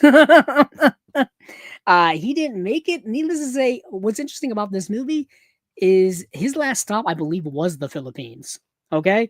Not a spoiler. This is history. This is something you should have learned in elementary school. I also like how Magellan, like people use the name Magellan as an insult, actually, sometimes. But Magellan, I think they used the name when they started making GPS devices to put in your cars. One of the brands was Magellan. There was Garmin and there was Magellan. Anywho, people's cars come with GPSs now. Heck, we have GPSs on our phones, so those are kind of irrelevant. But that's the movie Magellan. Let's move on from there to High Art. So I didn't get to see this either. Like I said, these dropped today. These literally dropped like around noontime today while I was asleep. So I didn't get to see a lot of these, unfortunately. So this is let's see, when did this film come out? Oh, this is a movie from 1998. Because it said restored by UCLA. That's why I wanted to check when this came out. Okay. In a revelatory performance, Ali Sheedy stars in writer-director Lisa Cholodenko's debut feature, a wry and incisive look at the politics of the New York art scene, wrapped in the guise of an emotionally spiky queer romance. When Lucy Berliner, a once prominent photographer who has retreated into a life of heroin abuse with her faded actress lover, wow, so Ali Sheedy plays Lucy Berliner, and Patricia Clarkson plays the faded actress lover, is rediscovered by Radha Mitchell. Holy heck. Is rediscovered by Sid Radha Mitchell in an up and coming editor at a photography magazine. Professional ambition and personal attraction become dangerously entwined, as it always does. Stripping away art world glamour to tell a seductive yet troubling story of complicated human connection, High Art stands as an essential work of both queer and 1990s independent cinema. So I'm a big fan of queer cinema. I will be watching this. I will be watching this. High Art was restored by the Academy Film Archive and the UCLA Film and Television Archive in conjunction with the Sundance Institute. Okay, that's what I saw there. New 4K digital restoration. This is just a Blu-ray. New 4K digital restoration supervised and approved by director Lisa Cholodenko with 5.1 surround DTS HD master audio soundtrack, audio commentary from 2004 featuring the director, new conversation between the director and filmmaker Karen Kusama. I'm a big fan of Karen Kusama. Karen Kusama is a good director. I really like Karen Kusama's work. I gotta get more Karen Kusama's work in my collection, but I'm a big fan of Karen Kusama. A new interview with actors Ali Sheedy and Rada Mitchell and photographer Jojo Wilden. Dinner Party, which is a short film by the director, and then English subtitles for the deaf and hard of hearing, plus an essay as well. So that is the movie High Art. I really want to watch this movie. I would have watched all of these ones that I hadn't seen, you know, had I had more time. But next up here is West Indies, The Fugitive Slaves of Liberty. Let's see. I want to see. Okay. I didn't know if this was multiple films or just one film. Um, Mauritanian firebrand Med Hondo puts colonialism itself on trial in this one of a kind musical spectacular, a collective effort of unprecedented scale and ambition that provided a watershed event in African cinema. Aboard an enormous mock slave ship, Hondo stages a series of imaginative reenactments and intricately choreographed dance numbers that trace the devastating effects of French imperialism across centuries of enslavement and injustice. Beyond mere extravaganza, West Indies, The Fugitive Slaves of Liberty, is a stirring call to Pan-African independence and a dazzling yet critical reconception of an entire people's history of oppression and rebellion. Now, this is only a Blu-ray release.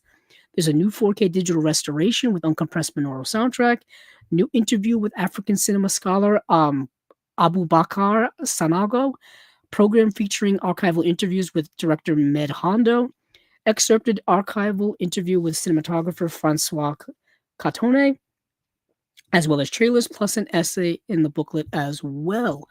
Yeah, that sounds fascinating to me. Um, I I really want to check that out. Now we've got the two re-releases. Okay, so we'll start with one of my favorite movies, in Charade. Now, Charade has been part of the Criterion collection for a long time. This Blu-ray has been this Blu-ray the Blu-ray specifically has been in the Criterion collection since 2010. I bought this probably 2011, 2012. I have it. Um, it's yet again, it's down yonder on the shelf. I was gonna grab it, but it's down yonder on the shelf. Now, this is one of those Blu-rays that doesn't have any special features. It's got like one feature. Let me look to so I'm not lying to you all. Yeah, it's got one feature plus a booklet. That was it. This movie's been released by Universal on Blu-ray. It was one of those. Okay, so this is what happened. To give people a little context here, Universal has been one of those companies similar to Sony that has put out their own versions of their movies on Blu-ray and other formats and stuff, and then will license them out. They've done that several times. They've done it with A Fear and Loathing in Las Vegas. They put out a Blu-ray. They also ha- uh, gave it to Criterion to put out their own Blu-ray. They've done it here once again with Charade. With Charade, they've put out their own Blu-ray, and they gave it to Criterion to put out their Blu-ray. So they've done it. They've done it both ways. Unfortunately, the Criterion Blu-ray only had a commentary, and I think it's only just a commentary here. But the best thing about Charade is the movie itself. The movie stars two of my all-time favorites. So I'm biased. I will admit it. Cary Grant and Audrey Hepburn. This is one of Cary Grant's last films. I think it's his second to last movie, and then he just retired. He retired actually not super young, but he retired like 20 something years before he passed away, and he, I guess was kind of done. Let's see. This was his third to last movie. So he did Charade in 1963. He did Father Goose in 1964, and then he did Walk Don't Run in 1966. Now I know Father Goose has a Blu-ray from Olive Films. It actually has a Olive Signature Edition, I believe, that's now out of print, that I've been wanting to get. But anywho, this is his third to last film, and he has such wonderful on-screen chemistry with Audrey Hepburn. I adore Audrey Hepburn so damn much. Um, yeah. So, in this comedic thriller, a trio of crooks relentlessly pursue a young American, played by Audrey Hepburn, in gorgeous Givenchy through Paris in an attempt through gorgeous Givenchy. Givenchy's a place in France. Through Paris in an attempt to recover the fortune. No, Givenchy. Hold on. Let me read this again. I'm getting too tired here. My eyes are starting to go on me, actually. In this comedic thriller, a trio of crooks relentlessly pursue a young American played by Audrey Hepburn in gorgeous Givenchy through Paris in an attempt to recover the fortune her dead husband stole from them. The only person she can trust is Cary Grant's suave, mysterious stranger. Director Stanley Donen goes deliciously dark for Charade, a glittering emblem of 1960s style and macabre wit. Yeah, it's like a neo-noir, a caper of a movie where these with Cary Grant and Audrey Hepburn, and they're running around, and people are after them, pursuing them, and they've got to escape, and all kinds of stuff. I love this movie. I love this movie so much. But this edition here, it's a 4K edition, so we're going from Blu-ray to 4K. New 4K digital restoration with uncompressed monaural soundtrack, one 4K UHD disc of the film, and one Blu-ray with the film and special features. Unfortunately, the only special feature is that same audio commentary that was on the Blu-ray. Audio commentary from 1999 featuring director Stanley Donen and screenwriter Peter Stone. That is the same exact one. It's actually, let's see, that commentary was exclusively recorded for Criterion in 1999 with director Stanley Donen and screenwriter Peter Stone. It's the same audio commentary that was on the DVD release of Charade. And that's it. And I'm pretty sure it's the same booklet as well. So unfortunately, nothing new, which kind of sucks. I mean, there's so many people. I mean, you could get fans to talk about this movie, just cinephiles to talk about this movie. Hell, I would do it for free. I would do it for free. I wouldn't care. You know, but anywho, if you already own the Charade Blu-ray, I don't think necessarily you have to run out to get this because you know all you're getting is the movie on 4K. Now, let's go over to 5 Easy Pieces, and I think that will be the last thing that we talk about here. So, 5 Easy Pieces is the movie starring Jack Nicholson. He was nominated for an Oscar for this film. Not the first time he was nominated for an Oscar. I believe he was nominated also for Easy Rider. So, following Jack Nicholson's breakout supporting return in Easy Rider, director Bob Rafelson devised a powerful leading role for the new star in the searing character study 5 Easy Pieces. Nicholson plays the now iconic cad Bobby Dupia, a shiftless 30-something oil rigger and former piano prodigy immune to any sense of responsibility, who returns to his upper-middle-class childhood home, blue-collar girlfriend, who is Karen Black, who was nominated for an Oscar for the film, in tow to see his estranged, ailing father. Moving in its simplicity and gritty in its textures, 5 Easy Pieces is a lasting example of early 1970s American alienation. This is a film with a capital F. This is Jack Nicholson in his prime. The 70s Jack Nicholson is pretty elite. He's pretty elite.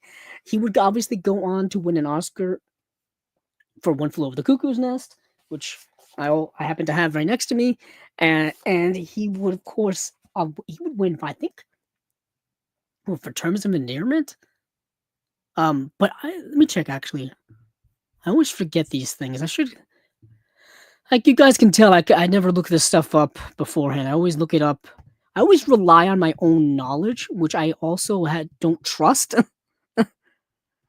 I both trust it and don't trust it at the same time. But Jack Nicholson has won a couple of Oscars, and I want to say he's won for... let's see, he's won 3 Oscars. He's won for One Flew Over the Cuckoo's Nest. He's won for Terms of Endearment. Let's see. Yep, there. Yep. What's the third? Oh, As Good as It Gets. You got. I'm struggling here. I'm so, I didn't even need to look it up. As Good as It Gets. Um, that's his third Oscar. I was wondering what his third Oscar was. I always forget about that movie. But um, Five Easy Pieces has been a Criterion staple for a long time. Now, for me personally, I'm gonna get a little deep here, so please excuse me. We do have some time. We're a little over 3 hours, but whatever.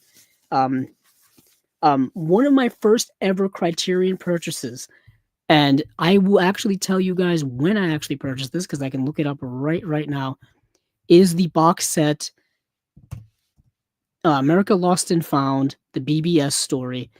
And I bought this box set in April of 2011. And this was one of the first Criterions I'd ever bought. I bought it completely blind. Did not know anything about this other than it looked interesting.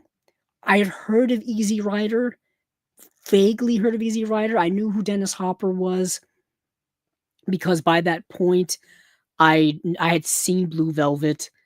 So I know who Dennis Hopper was. I know who Peter Fonda was, I think by that point. Jack Nicholson, of course, I had known, but I didn't know what this was. I didn't know what the BBS was. I didn't know what these movies were.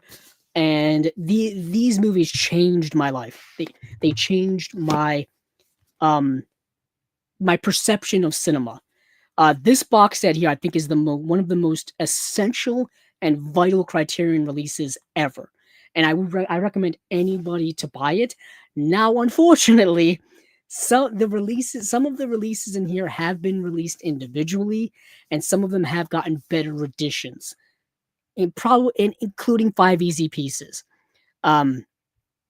So this box set's a little out of date, but I still think like I've talked about this. The Last Picture Show has gotten various releases after this. This is an older box set. This box set came out in 2010, so it's a bit out of date. But man, if you're just starting out as a Criterion collector, this is one of the first things you've got to get. It really is. So, yeah, so many of these movies in here have gotten individual releases over the years. Let me actually see if I can find the individual releases here on Criterion's website. So I know obviously Five Easy Pieces has gotten its own release. The Last Picture Show has gotten its own release. Easy Rider, I know has gotten releases before, but I don't know if it's gotten.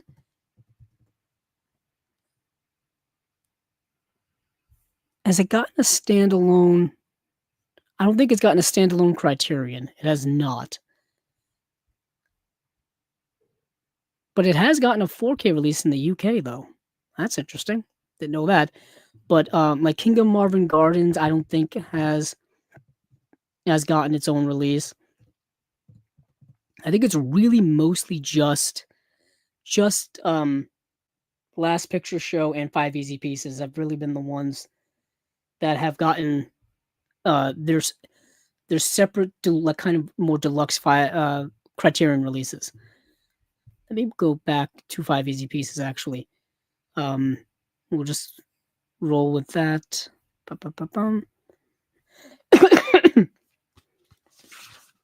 I do want to do a little comparison to this release. So new 4K digital restoration with uncompressed monaural soundtrack, one 4K UHD disc of the film presented in Dolby Vision HDR, and one Blu-ray with the film and special features, audio commentary by director Bob Rafelson and interior designer Toby Rafelson, Soul Searching in Five Easy Pieces, a 2009 program featuring Bob Rafelson, BBS Story, a documentary about the legendary film company BBS Productions with Rafelson actors Jack Nicholson, Karen Black, Ellen Burstyn, filmmaker Peter Bogdanovich, and Henry Jaglom, and others. That is must watch. You gotta watch it. I, I implore you, or you gotta watch that documentary. Um, it's it, it's incredible. Documentary featuring critic David Thornton, and historian Douglas Brinkley. Audio excerpts from a 1976 AFI interview with Rafelson. If this is kind of a Five Easy Pieces, I think, is a must-own Criterion in any of its forms. And let me just take this. Yeah, so obviously the 4K is going to have a much better um transfer than this. So this old Blu-ray here that I have has a high definition restore that has new restored high definition digital transfers supervised by director of photography Laszlo Kovacs. Um, and there's an audio commentary with Bob Rafelson and interior designer Toby Rafelson. Soul Searching in Five Easy Pieces, 2009 video piece. Yep, same thing. The BBS documentary from 2009. Um, and then I don't think it's got. It says audio excerpt from a 1976 AFI interview with Rafelson, which let me see if that's on here. My eyes are really starting. I can't see. Um, yep, that's on here. I want to go and I want to check because they released this on single DVD, like a single DVD, single Blu-ray, like I said years ago, and I don't know if that had a new transfer or not, or if it was the same transfer that was on that Blu-ray from 2010. So back in 2015, I know they released Five Easy Pieces by itself. Check out. I'm just quickly checking out the. Okay.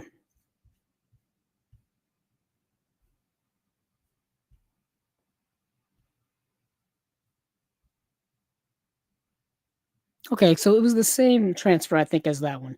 Either way, the 4K is going to look better. It's Five Easy Pieces. It's an essential Criterion film.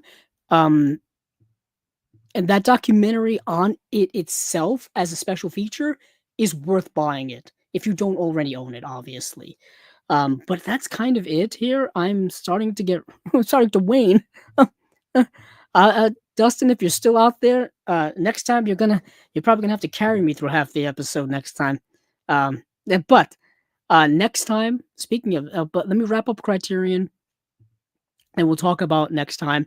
Uh, can't even see. Okay, so wrapping up Criterion, we've got these are all coming out in June. We have the Clip Series 6 Carlos Sora's flamenco trilogy. We have It Was Just an Accident, the Jafar Panahi film. We have two John Waters films that are both getting 4K releases in Desperate Living and Hairspray. We have the movie Magellan that's getting a Criterion Premieres release. And we've got High Art. We've got West Indies, The Fugitive Slaves of Liberty.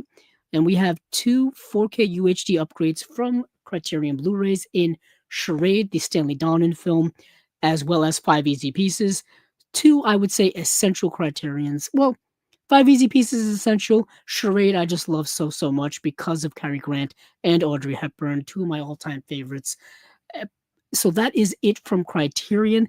And that is it for Chasing Labels, number 186, spine number 186. But next time we meet, which will be in 2 weeks, which will be March 30th. If you can join me, I will have a co-host tentatively. Things change, whatever the case may be. And our good friend Dustin, um, and he will be here to help me talk about these movies, talk about these releases. We'll see what will be available at that time. My assumption is we will have indicator releases to talk about. We will have Arrow releases to talk about. We will have perhaps Eureka releases to talk about, perhaps Imprint. I don't think Imprint's dropped anything, maybe Umbrella as well. We shall see. We shall see what will happen in the next 2 weeks or so. Also, between then and now, there will be another episode of the Unwatched Pile. Hold on, let me get my calendar on my phone to actually confirm when that is happening. I never remember these things. So on Sunday at 9 p.m. Eastern, what are we on? Daylight savings time now? Who really knows? There will be an Unwatched Pile episode. That is Sunday the 29th. And then the 31st, um, Actually, not nothing on the 31st. 'Cause, um, but on the 30th will be the live stream for Chasing Labels episode number 187. Also here on Chasing Labels, we just did Movies Down Memory Lane. Our most recent episode was on Scott Pilgrim versus the World. Our next episode of Movies Down Memory Lane will be on Blade Runner, the Ridley Scott film, one of my all-time favorite movies. And also, what else is there? Oh, check out Movie Mutations. We just shot our season finale of Movie Mutations, but there are several episodes available to watch right now. That is our movie related game show where we take a beloved movie and it gets manipulated and changed by our contestants to something completely different. Sometimes something ridiculous. Um, yeah, so that is everything we have here on Chasing Labels. Um, Thank you all for watching. Thank you all for listening. Thank you all for tuning in. Uh, whether you're watching live stream, whether you're listening on the audio, that is available through Apple Podcasts, Google, Spotify. There's also the audio is available here on YouTube too. So check out everything we've got going here on Chasing Labels. Check out the recent interviews that we've done. Also, there will be Criterion reviews coming up this week. I wanted to mention that because I have in my hands the 4K UHD of Martin Scorsese's Killers of the Flower Moon. So there will be a review of this up on the channel this week. So keep tuned in for that. I will be talking about this release. And that's what I will be doing this week. We'll be watching Killers of the Flower Moon, all 206 minutes of it. So that's what I have to look forward to. I've already seen the movie, but I do want to rewatch it just so I can give you guys a fresh take on it, as well as tell you how it looks on 4K UHD. So keep tuned in for that. So thank you all once again for all the support, and hey, keep on watching those movies because I know I will.